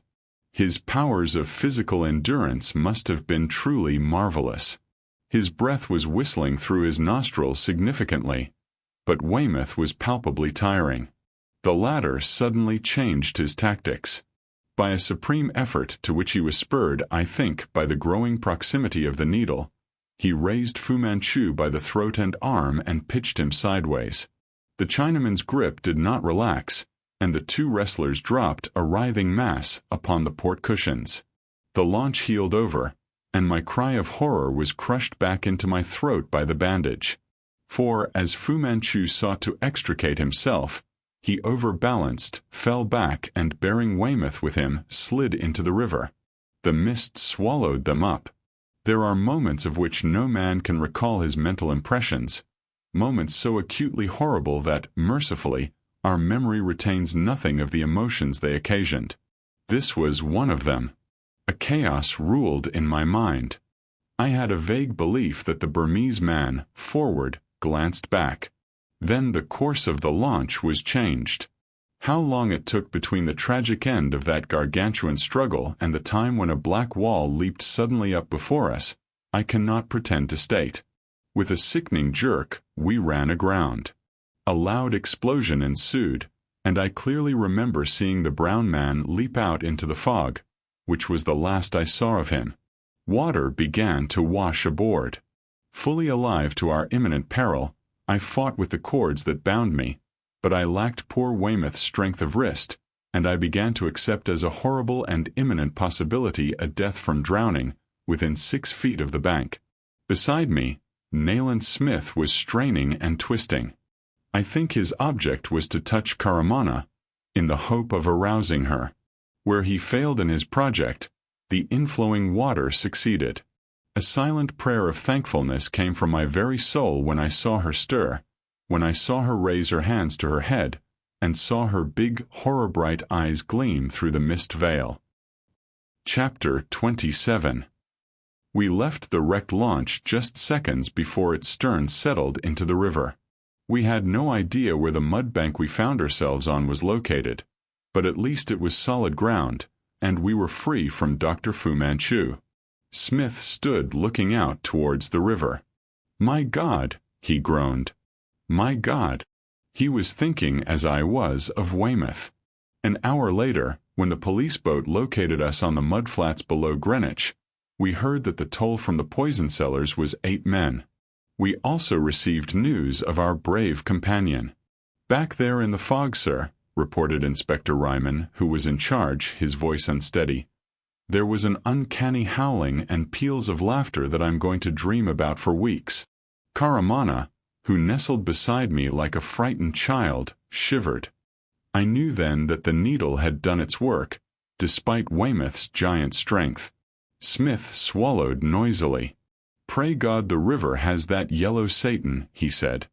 "I would sacrifice a year of my life to see his rat's body on the end of a grappling iron." We were a sad group that steamed through the fog homeward that night. It felt almost like deserting a staunch comrade to leave the spot, as nearly as we could locate it, where Weymouth had put up that last gallant fight. Our helplessness was pathetic, and although I doubt if we could have acted otherwise even had the night been clear as crystal, it occurred to me that this stinking murk was a new enemy, driving us back in cowardly retreat. But so many were the demands on our activity and so numerous the stimulants to our initiative in those times that we soon had matters to relieve our minds from this stress of sorrow. There was Karamana to be considered, Karamana and her brother. A brief council was held, where it was decided that for the present they should be lodged at a hotel. "I shall arrange," Smith whispered to me, for the girl was watching us, "to have the place patrolled night and day. You cannot suppose. Petrie. I cannot and dare not suppose Fu Manchu dead until I have seen him with my own eyes." Accordingly, we escorted the beautiful Oriental girl and her brother away from that luxurious abode in its sordid setting. I will not dwell upon the final scene in the poison cellars, lest I be accused of accumulating horror for horror's sake. Members of the fire brigade, wearing protective helmets against contagion, brought out the bodies of the victims, wrapped in their living shrouds. From Karamana, we learned much of Fu Manchu, but little of herself. What am I? Does my poor history matter to anyone? Was her answer to questions about herself. And she would droop her lashes over her dark eyes. The dacoits whom the Chinaman had originally brought to England numbered 7, we learned. As you, having followed me thus far, will be aware, we had thinned the ranks of the Burmese. Probably only one now remains in England. They had lived in a camp on the grounds of the house near Windsor, which, as we had learned at the time of its destruction, the doctor had bought outright. The Thames had been his highway. Other members of the group had occupied quarters in various parts of the East End, where sailors of all nationalities congregate. Shannyen's had been the East End headquarters. He had used the hulk from the time of his arrival as a laboratory for a certain class of experiments undesirable near a place of residence. Nayland Smith asked the girl on one occasion if the Chinaman had had a private sea-going vessel, and she replied in the affirmative. She had never been on board, however, had never even seen it, and could give us no information regarding its character. It had sailed for China. "You are sure," asked Smith keenly, "that it has actually left?" "I understood so, and that we were to follow another route. It would have been difficult for Fu Manchu to travel by a passenger boat?" "I cannot say what his plans were." In a state of singular uncertainty, then readily understandable, we passed the days following the tragedy that had deprived us of our fellow worker. I vividly recall the scene at poor Weymouth's home on the day we visited it. I then made the acquaintance of the inspector's brother. Nayland Smith gave him a detailed account of the last scene. "Out there in the mist," he concluded wearily. "It all seemed very unreal. I wish to God it had been." "Amen to that, Mr. Weymouth. But your brother made a gallant finish. If ridding the world of Fu Manchu were the only good deed to his credit, his life had been well spent." James Weymouth smoked a while in thoughtful silence. Though only 4.5 miles south-southeast of St. Paul's, the quaint little cottage, with its rustic garden shadowed by the tall trees that had so lined the village street before motor buses existed, was a spot as peaceful and secluded as any in broad England. But another shadow lay upon it today. Chilling, fearful. An incarnate evil had come out of the dim east, and in its dying malevolence, it had touched this home. "There are two things I don't understand about it, sir," continued Weymouth. "What was the meaning of the horrible laughter which the river police heard in the fog? And where are the bodies?" Karamana, seated beside me, shuddered at the words. Smith, whose restless spirit granted him little repose, paused in his aimless wanderings about the room and looked at her. In these latter days of his Herculean labors to purge England of the unclean thing that had fastened upon her, my friend was leaner and more nervous-looking than I had ever known him. His long residence in Burma had made him spare and had burned his naturally dark skin to a coppery hue. But now his gray eyes had grown feverishly bright, and his face so lean as at times to appear positively emaciated. But I knew that he was as fit as ever. "This lady may be able to answer your first question," he said. "She and her brother were for some time in the household of Dr. Fu Manchu. In fact, Mr. Weymouth Karamana, as her name implies, was a slave." Weymouth glanced at the beautiful, troubled face with scarcely veiled distrust. "You don't look as though you had come from China, miss," he said, with a sort of unwilling admiration. "I do not come from China," replied Karamana. "My father was a pure Bedouin.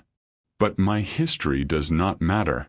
At times there was something imperious in her manner, and to this, her musical accent added force. "When your brave brother, Inspector Weymouth, and Dr. Fu Manchu were swallowed up by the river, Fu Manchu held a poisoned needle in his hand. The laughter meant that the needle had done its work. Your brother has become mad." Weymouth turned aside to hide his emotion. "What was on the needle?" he asked huskily. "It was something which he prepared from the venom of a kind of swamp adder," she answered. "It produces madness, but not always death." "He would have had a poor chance," said Smith, "even had he been in complete possession of his senses. At the time of the encounter, we must have been some considerable distance from shore, and the fog was impenetrable. But how do you account for the fact that neither of the bodies have been recovered?" "Ryman of the River Police tells me that persons lost at that point are not always recovered, or not until a considerable time later." There was a faint sound from the room above.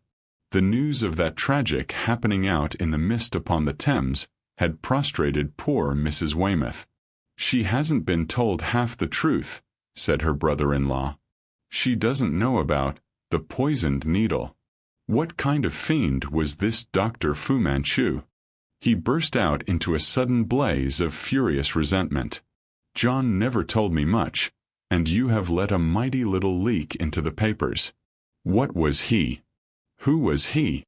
Half he addressed the words to Smith, half to Karamana. "Dr. Fu Manchu," replied the former, "was the ultimate expression of Chinese cunning, a phenomenon such as occurs but once in many generations. He was a superman of incredible genius, who, had he willed, could have revolutionized science. There is a superstition in some parts of China, according to which, under certain peculiar conditions, one of which is proximity to a deserted burial ground, an evil spirit of incredible age may enter into the body of a newborn infant. All my efforts thus far have not availed me to trace the genealogy of the man called Dr. Fu Manchu. Even Karamana cannot help me with this. But I have sometimes thought that he was a member of a certain very old Kiangsu family, and that the peculiar conditions I have mentioned prevailed at his birth." Smith, observing our looks of amazement, laughed shortly and quite mirthlessly. "Poor old Weymouth," he jerked. "I suppose my labors are finished, but I am far from triumphant. Is there any improvement in Mrs. Weymouth's condition?" "Very little," was the reply. "She has been lying in a semi-conscious state since the news came. No one had any idea she would take it so. At one time we were afraid her brain was going. She seemed to have delusions." Smith spun around to Weymouth. "Of what nature?" he asked rapidly. The other pulled nervously at his mustache. "My wife has been staying with her," he explained, "since it happened. And for the last 3 nights, poor John's widow has cried out at the same time, 2:30, that someone was knocking on the door." "What door?" "That door yonder, the street door." All our eyes turned in the direction indicated. "John often came home at 2:30 from the yard," continued Weymouth, "so we naturally thought poor Mary was wandering in her mind. But last night, and it's not to be wondered at, my wife couldn't sleep and she was wide awake at 2:30. Well, Nayland Smith was standing before him, alert, bright-eyed. She heard it, too. The sun was streaming into the cozy little sitting room, but I will confess that Weymouth's words chilled me uncannily. Karamana laid her hand upon mine, in a quaint childish fashion peculiarly her own. Her hand was cold, but its touch thrilled me. For Karamana was not a child, but a rarely beautiful girl, a pearl of the East such as many a monarch has fought for. "What then?" asked Smith. "She was afraid to move, afraid to look from the window." My friend turned and stared hard at me. "A subjective hallucination, Petrie?" "In all probability," I replied. "You should arrange that your wife be relieved in her trying duties, Mr. Weymouth. It is too great a strain for an inexperienced nurse." Chapter 28. Of all that we had hoped for in our pursuit of Fu Manchu, how little had we accomplished. Except for Karamana and her brother, who were victims and not creatures of the Chinese doctors, not one of the formidable groups had fallen alive into our hands. Dreadful crimes had marked Fu Manchu's passage through the land. Not one half of the truth, and nothing of the later developments, had been made public. Nayland Smith's authority was sufficient to control the press. In the absence of such a veto, a veritable panic must have seized the entire country, for a monster, a thing more than humanly evil, existed in our midst. Fu Manchu's secret activities had always centered around the great waterway. There was much poetic justice in his end, for the Thames had claimed him, who had so long used the stream as a highway for the passage to and fro of his secret forces. Gone now were the yellow men who had been the instruments of his evil will. Gone was the giant intellect that had controlled the complex murder machine. Karamana, whose beauty he had used as a lure, at last was free, and no more with her smile would tempt men to death that her brother might live. Many there are, I doubt not, who will regard the Eastern girl with horror. I ask their forgiveness in that I regarded her quite differently. No man having seen her could have condemned her unheard. Many, having looked into her lovely eyes, had they found there what I found, must have forgiven her almost any crime. That she valued human life but little was no matter for wonder. Her nationality, her history, furnished adequate excuse for an attitude not condonable in an equally cultured European. But indeed, let me confess that hers was a nature incomprehensible to me in some respects. The soul of Karamana was a closed book to my short-sighted Western eyes. But the body of Karamana was exquisite, her beauty of a kind that was a key to the most extravagant rhapsodies of Eastern poets. Her eyes held a challenge wholly oriental in its appeal. Her lips, even in repose, were a taunt. And, herein, East is West and West is East. Finally, despite her lurid history, despite the scornful self-possession of which I knew she was capable, she was an unprotected girl, in years I believe a mere child, whom fate had cast in my way. At her request, we had booked passages for her brother and herself to Egypt. The boat sailed in 3 days. But Karamana's beautiful eyes were sad. Often I detected tears on the black lashes. Shall I endeavor to describe my own tumultuous, conflicting emotions? It would be useless, since I know it to be impossible. For in those dark eyes burned a fire I might not see. Those silken lashes veiled a message I dared not read. Nayland Smith was not blind to the facts of the complicated situation. I can truthfully assert that he was the only man of my acquaintance who, having come in contact with Karamana, had kept his head. We endeavored to divert her mind from the recent tragedies by a round of amusements, though with poor Weymouth's body still at the mercy of unknown waters, Smith and I made but a poor show of gaiety, and I took a gloomy pride in the admiration which our lovely companion everywhere excited. I learned in those days how rare a thing in nature is a really beautiful woman. One afternoon, we found ourselves at an exhibition of watercolors in Bond Street. Karamana was intensely interested in the subjects of the drawings, which were entirely Egyptian. As usual, she furnished matter for comment among the other visitors, as did the boy Aziz, her brother, newly emerged into the world from his living grave in the house of Dr. Fu Manchu. Suddenly Aziz clutched at his sister's arm, whispering rapidly in Arabic. I saw her peach-like color fade, saw her become pale and wild-eyed, the haunted Karamana of the old days. She turned to me. "Dr. Petrie, he says that Fu Manchu is here." "Where?" Nayland Smith rapped out the question violently, turning in a flash from the picture he was examining. "In this room," she whispered, glancing furtively, affrightedly about her. Something tells Aziz when he is near, and I, too, feel strangely afraid. Oh, can it be that he is not dead? She held my arm tightly. Her brother was searching the room with big velvet black eyes. I studied the faces of the several visitors, and Smith was staring at him with the old alert look, tugging nervously at the lobe of his ear. The name of the giant foe of the white race had instantaneously strung him up to a pitch of supreme intensity. Our united scrutinies discovered no figure that could have been that of the Chinese doctor. Who could mistake that long, gaunt shape with the high, mummy-like shoulders and the indescribable gait, which I can only liken to that of an awkward cat? Then, over the heads of a group of people who stood by the doorway, I saw Smith peering at someone who passed across the outer room. Stepping aside, I, too, obtained a glimpse of this person. As I saw him, he was a tall old man, wearing a black Inverness coat and a rather shabby silk hat. He had long white hair and a patriarchal beard, wore smoked glasses, and walked slowly, leaning upon a stick. Smith's gaunt face paled. With a rapid glance at Karamana, he made off across the room. Could it be Dr. Fu Manchu?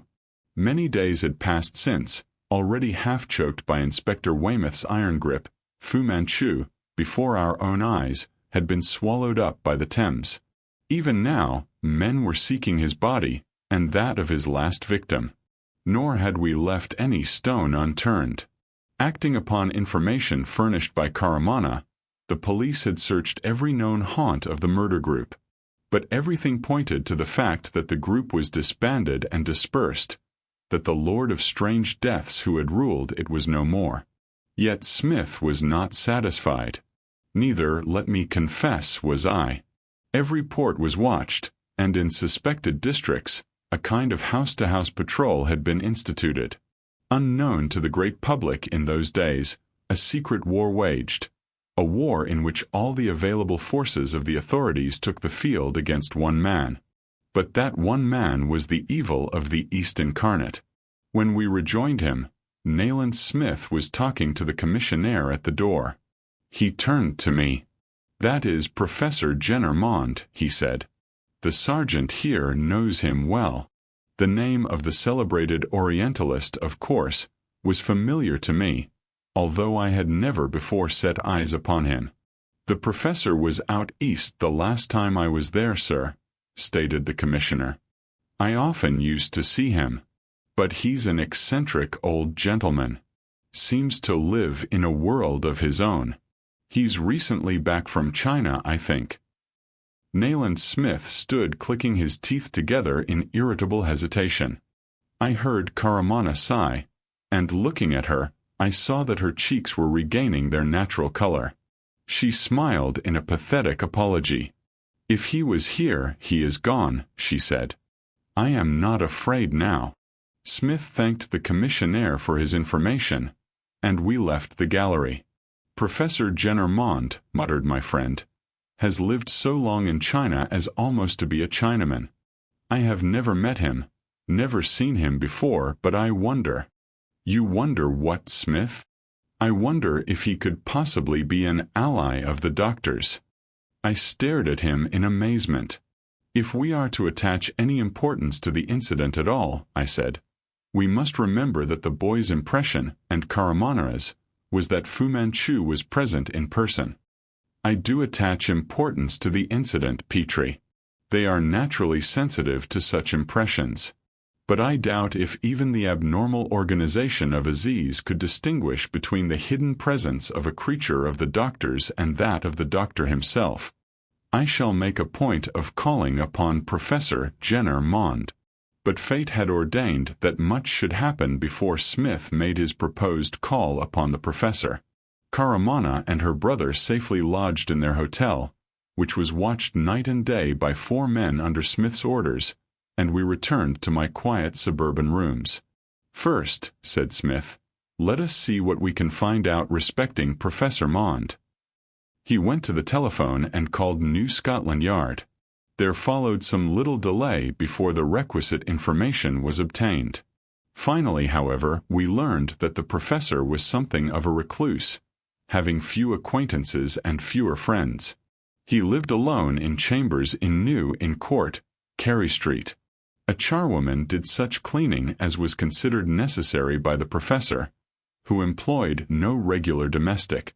When he was in London, he might be seen fairly frequently at the British Museum, where his shabby figure was familiar to the officials. When he was not in London, that is, during the greater part of each year, no one knew where he went. He never left any address to which letters might be forwarded. "How long has he been in London now?" asked Smith. As far as could be ascertained from New Inn Court, Scotland Yard replied, roughly a week. My friend left the telephone and began restlessly to pace the room. The charred briar was produced and stuffed with that broad-cut Latakia mixture of which Nayland Smith consumed close upon a pound a week. He was one of those untidy smokers who leave tangled tufts hanging from the pipe bowl, and when they light up, strew the floor with smoldering fragments. A ringing came, and shortly afterwards a girl entered. "Mr. James Weymouth to see you, sir." "Hullo," rapped Smith. "What's this?" Weymouth entered, big and florid, and in some respects singularly like his brother, in others as singularly unlike. Now, in his black suit, he was a somber figure, and in his blue eyes I read a suppressed fear. "Mr. Smith," he began, There's something uncanny going on at Maple Cottage. Smith wheeled the big armchair forward. "Sit down, Mr. Weymouth," he said. "I am not entirely surprised, but you have my attention. What has occurred?" Weymouth took a cigarette from the box I offered and poured out a peg of whiskey. His hand was not quite steady. "That knocking," he explained. "It came again the night after you were there, and Mrs. Weymouth, my wife, felt that she couldn't spend another night there alone." "Did she look out of the window?" I asked. "No, doctor, she was afraid. But I spent last night downstairs in the sitting room, and I looked out." He took a gulp from his glass. Nayland Smith, seated on the edge of the table, his extinguished pipe in his hand, was watching him keenly. "I'll admit I didn't look out at once," Weymouth resumed. "There was something so uncanny, gentlemen, in that knocking in the dead of the night. I thought," his voice shook, "of poor Jack lying somewhere amongst the slime of the river, and oh my God! It occurred to me that it was Jack who was knocking, and I dared not think what it would look like." He leaned forward, his chin in his hand. For a few moments we were all silent. "I know I flinched," he continued huskily. "But when the wife came to the head of the stairs and whispered to me, 'There it is again. What in heaven's name can it be?' I started to unbolt the door. The knocking had stopped. Everything was very still. I heard Mary, his widow, sobbing upstairs, that was all. I opened the door a little bit at a time." Pausing again, he cleared his throat and went on. "It was a bright night and there was no one there, not a soul. But somewhere down the lane, as I looked out onto the porch, I heard the most awful groans. They got fainter and fainter. Then I could have sworn I heard someone laughing. My nerves cracked up at that, and I shut the door again." The narration of his weird experience revived something of the natural fear it had occasioned. He raised his glass with an unsteady hand and drained it. Smith struck a match and relit his pipe. He began to pace the room again. His eyes were literally on fire. Would it be possible to get Mrs. Weymouth out of the house before tonight? Remove her to your place, for instance? He asked abruptly. Weymouth looked up in surprise. "She seems to be in a very low state," he replied. He glanced at me. "Perhaps Dr. Petrie would give us an opinion?" "I will come and see her," I said. "But what is your idea, Smith?" "I want to hear that knocking," he rapped. "But in what I may see fit to do, I must not be handicapped by the presence of a sick woman. Her condition at any rate will admit of our administering an opiate," I suggested. "That would meet the situation." "Good," cried Smith. He was intensely excited now. "I rely upon you to arrange something, Petrie. Mr. Weymouth," he turned to our visitor, "I shall be with you this evening no later than 12 o'clock. Weymouth appeared to be greatly relieved. I asked him to wait whilst I prepared a draft for the patient. When he was gone, "What do you think this knocking means, Smith?" I asked. He tapped out his pipe on the side of the grate and began with nervous energy to refill it again from the dilapidated pouch. "I dare not tell you what I hope, Petrie," he replied, "nor what I fear." Chapter 29. Dusk was falling as we made our way toward Maple Cottage.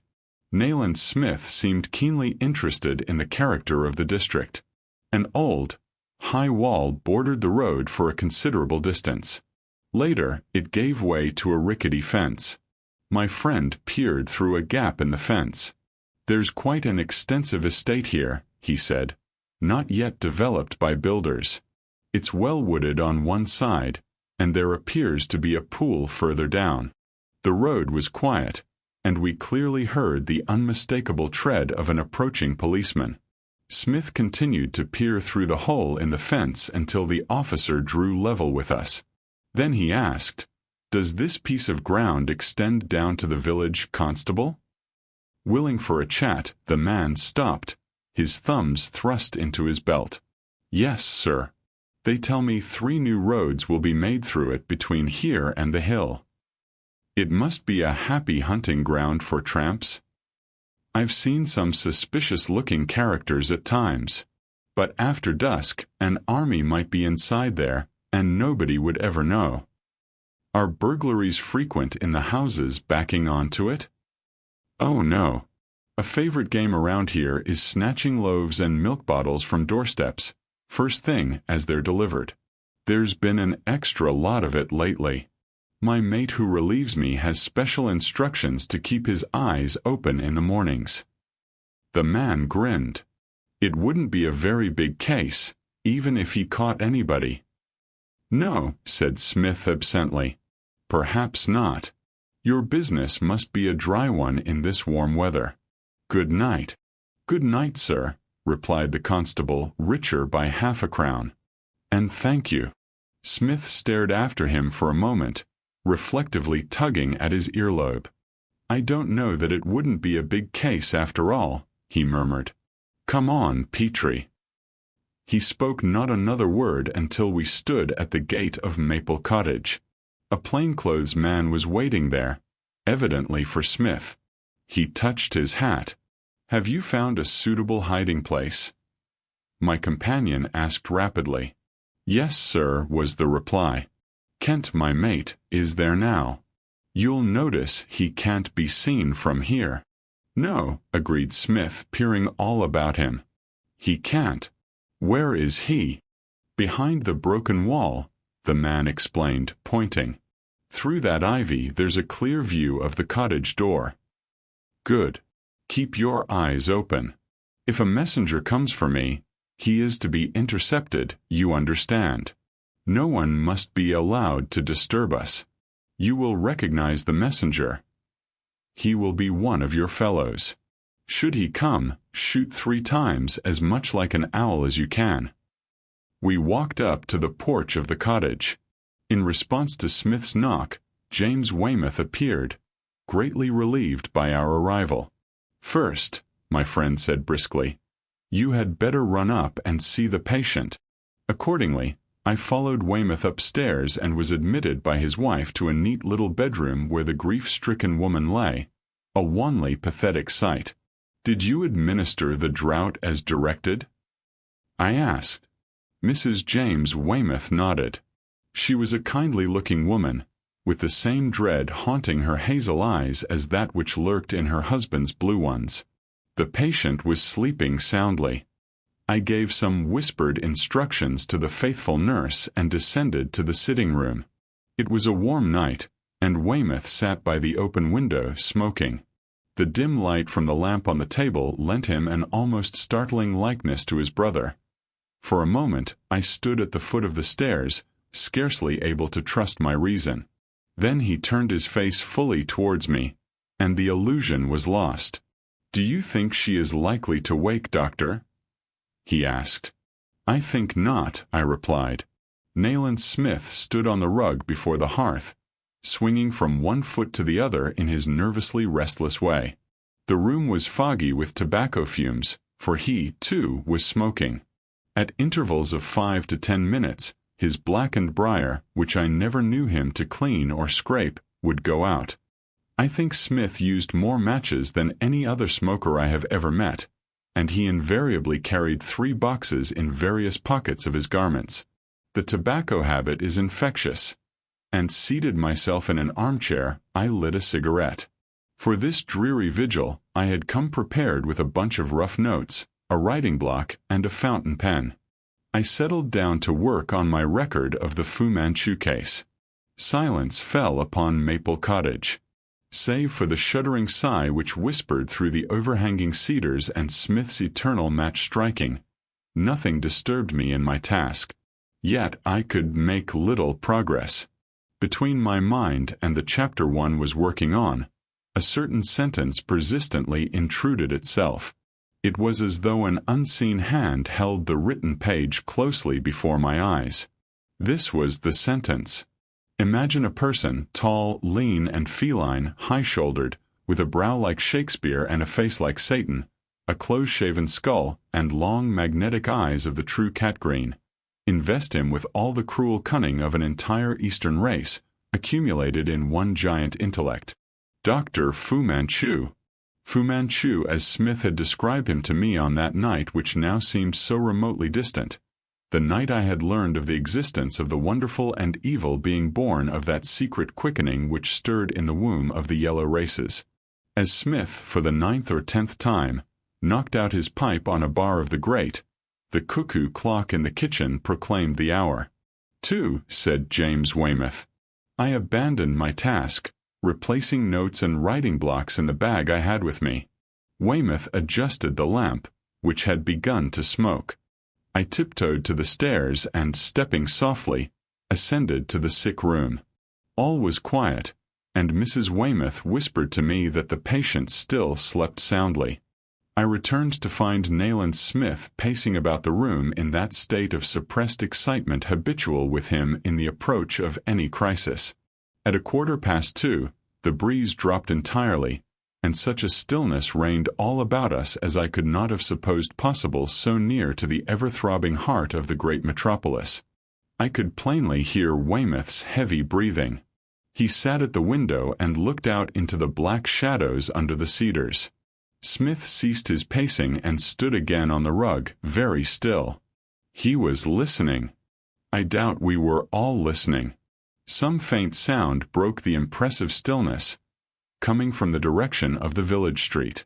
It was a vague, indefinite disturbance, brief, and upon it ensued a silence more marked than ever. Some minutes before, Smith had extinguished the lamp. In the darkness, I heard his teeth snap sharply together. The call of an owl sounded very clear 3 times. I knew that to mean a messenger had come, but from whence or bearing what tidings, I knew not. My friend's plans were incomprehensible to me, nor had I pressed him for any explanation of their nature, knowing him to be in that high-strung and somewhat irritable mood which claimed him at times of uncertainty, when he doubted the wisdom of his actions, the accuracy of his surmises. He gave no sign. Very faintly, I heard a clock strike the half-hour. A soft breeze stole again through the branches above. The wind, I thought, must be in a new quarter since I had not heard the clock before. In such a lonely spot, it was difficult to believe that the bell was that of St. Paul's. Yet such was the fact. And hard upon the ringing followed another sound, a sound we all had expected, had waited for, but at whose coming, I think, no one of us retained complete mastery of himself. Breaking the silence in a manner that set my heart wildly leaping, it came, an imperative knocking on the door. "My God!" groaned Weymouth, but he did not move from his position at the window. "Stand by, Petrie," said Smith. He strode to the door and threw it widely open. I know I was very pale. I think I cried out as I fell back, retreated with clenched hands from before that which stood on the threshold. It was a wild, unkempt figure, with a straggling beard and hideously staring eyes. With its hands it clutched at its hair, at its chin, plucked at its mouth. No moonlight touched the features of this unearthly visitant, but scanty as the illumination was, we could see the gleaming teeth and the wildly glaring eyes. It began to laugh, peal after peal, hideous and shrill. Nothing so terrifying had ever smitten my ears. I was palsied by the horror of the sound. Then Nayland Smith pressed the button of an electric torch which he carried. He directed the disk of white light fully upon the face in the doorway. "Oh, God!" cried Weymouth. "It's John!" And again, "Oh, God! Oh, God!" Perhaps for the first time in my life I really believed, nay, I could not doubt, that a thing of another world stood before me. I am ashamed to confess the extent of the horror that came upon me. James Weymouth raised his hands as if to thrust away from him that awful thing in the door. He was babbling, prayers, I think, but wholly incoherent. "Hold him, Petrie." Smith's voice was low. When we were thinking of intelligent action, He, dominant and cool, with that forced calm for which, a crisis over, he always paid so dearly, was thinking of the woman who slept above. He leaped forward, and in the instant that he grappled with the one who had knocked, I knew the visitant for a man of flesh and blood, a man who shrieked and fought like a savage animal, foamed at the mouth and gnashed his teeth in horrid frenzy. Knew him for a madman, knew him for the victim of Fu Manchu, not dead but living, for Inspector Weymouth, a maniac. In a flash, I realized all this and sprang to Smith's assistance. There was a sound of racing footsteps, and the men who had been watching outside came running into the porch. A third was with them, and the five of us, for Weymouth's brother had not yet grasped the fact that a man and not a spirit shrieked and howled in our midst, clung to the infuriated madman, yet barely held our own with him. "The syringe, Petrie," gasped Smith. "Quick! You must manage to make an injection." I extricated myself and raced into the cottage for my bag. A hypodermic syringe, ready charged, I had brought with me at Smith's request. Even in that thrilling moment, I could find time to admire the wonderful foresight of my friend, who had divined what would befall, isolated the strange, pitiful truth from the chaotic circumstances which saw us at Maple Cottage that night. Let me not enlarge upon the end of the awful struggle. At one time I despaired, we all despaired, of quieting the poor, demented creature. But at last it was done, and the gaunt, blood-stained savage whom we had known as Detective Inspector Weymouth lay passive upon the couch in his own sitting-room. A great wonder possessed my mind for the genius of the uncanny being who with the scratch of a needle had made a brave and kindly man into this unclean, brutish thing. Nayland Smith, gaunt and wild-eyed, and trembling yet with his tremendous exertions, turned to the man whom I knew to be the messenger from Scotland Yard. "Well," he rapped. "He is arrested, sir," the detective reported. "They have kept him at his chambers as you ordered." "Has she slept through it?" Smith said to me. I had just returned from a visit to the room above. I nodded. "Is he safe for an hour or two?" Indicating the figure on the couch. "For 8 or 10, I replied grimly. "Come, then. Our night's labors are not nearly complete." Chapter 30. Later, evidence would show that poor Weymouth had lived a wild life, hiding among the thick bushes of the tract of land between the village and the neighboring hills suburb. He had literally returned to primitive savagery. Some of his food had been that of lower animals, though he had not hesitated to steal, as we learned when his lair was discovered. He had hidden himself cunningly, but witnesses appeared who had seen him in the dusk and fled from him. They never learned that the object of their fear was Inspector John Weymouth. How, having escaped death in the Thames, he had crossed London unobserved, we never knew. But his trick of knocking upon his own door at 2:30 each morning, a sort of dawning of sanity mysteriously linked with old custom, will be a familiar symptom to all students of alienation. I revert to the night when Smith solved the mystery of the knocking. In a car he had waiting at the end of the village, we sped through the deserted streets to New Inn Court. I, who had followed Nayland Smith through the failures and successes of his mission, knew that tonight he had surpassed himself. He had justified the confidence placed in him by the highest authorities. We were admitted to an untidy room, that of a student, a traveler, and a crank, by a plainclothes officer. Amid picturesque and disordered fragments of 100 ages, in a great carved chair placed before a towering statue of the Buddha, sat a handcuffed man. His white hair and beard were patriarchal. His pose had great dignity, but his expression was entirely masked by the smoked glasses he wore. 2 other detectives were guarding the prisoner. "We arrested Professor Jenner Mond as he came in, sir," reported the man who had opened the door. "He has made no statement." "I hope there isn't a mistake." "I hope not," rapped Smith. He strode across the room, consumed by a fever of excitement. Almost savagely, he tore away the beard, tore off the snowy wig, and dashed the smoked glasses upon the floor. A great, high brow was revealed, and green malignant eyes, which fixed themselves upon him with an expression I never can forget.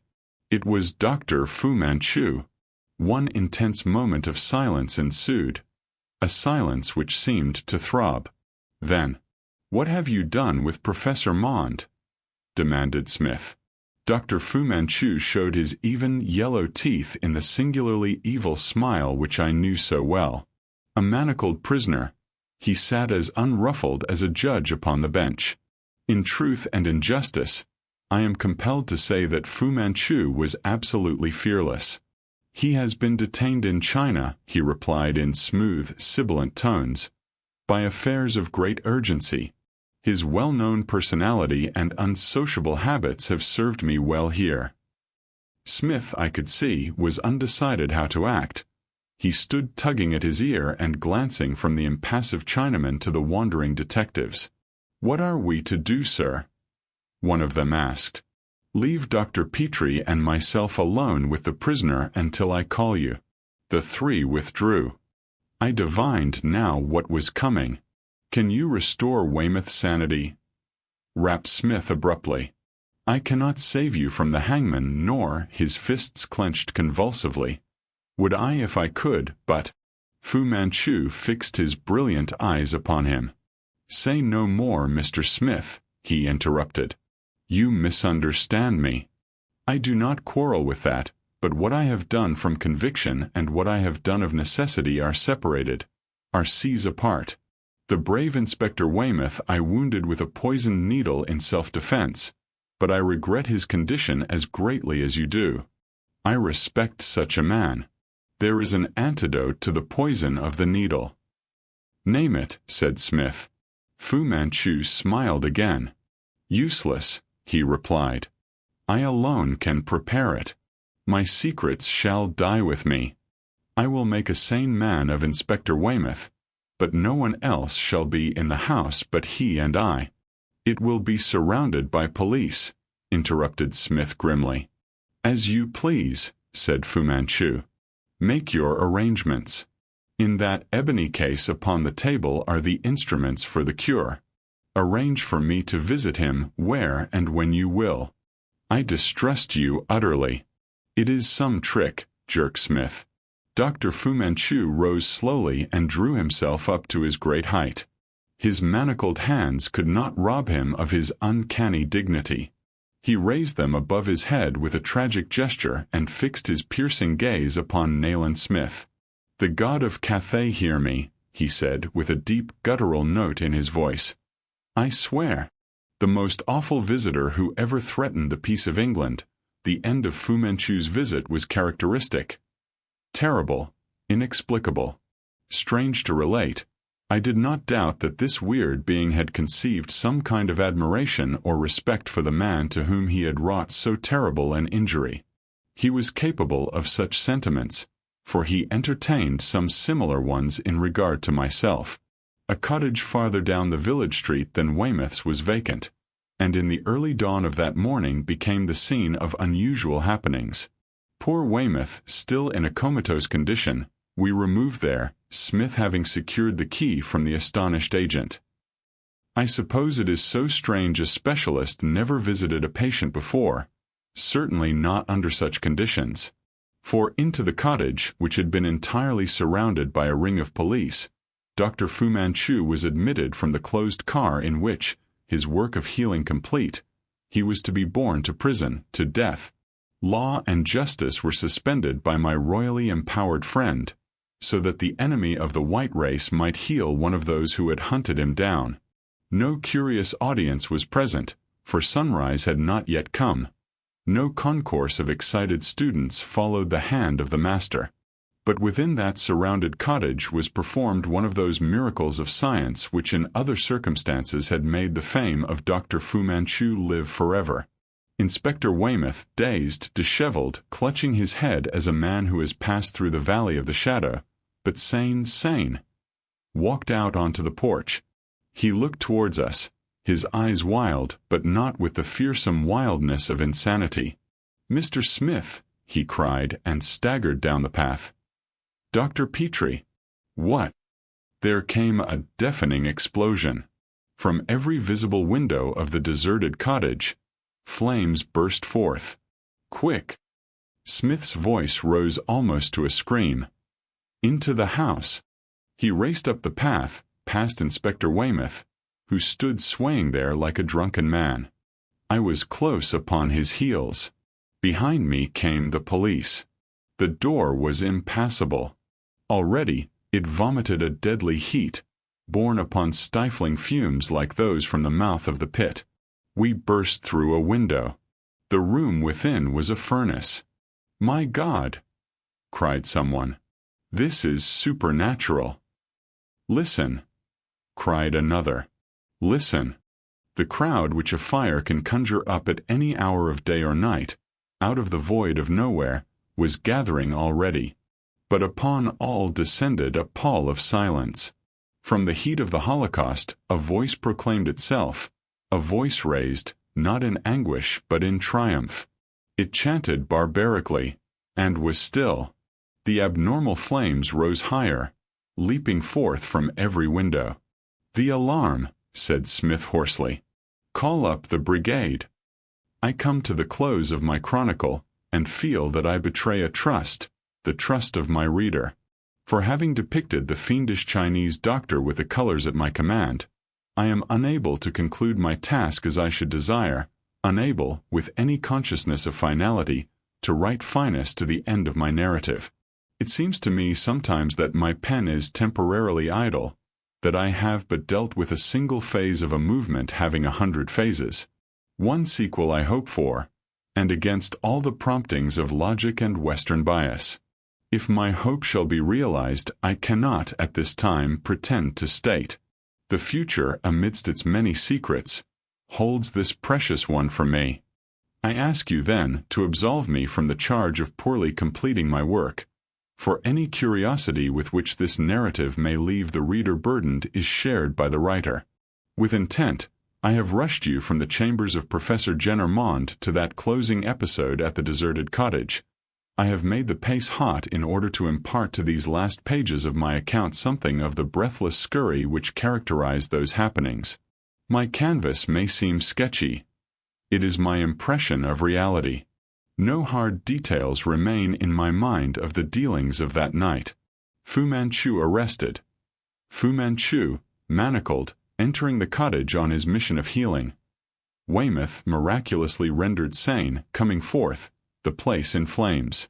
And then, to a shell, the cottage burned with an incredible rapidity which pointed to some hidden agency. To a shell about ashes which held no trace of human bones. It has been asked of me, was there no possibility of Fu Manchu's having eluded us in the ensuing confusion? Was there no loophole of escape? I reply that, as far as I was able to judge, a rat could scarcely have quitted the building undetected. Yet that Fu Manchu had, in some incomprehensible manner and by some mysterious agency, produced those abnormal flames, I cannot doubt. Did he voluntarily ignite his own funeral pyre?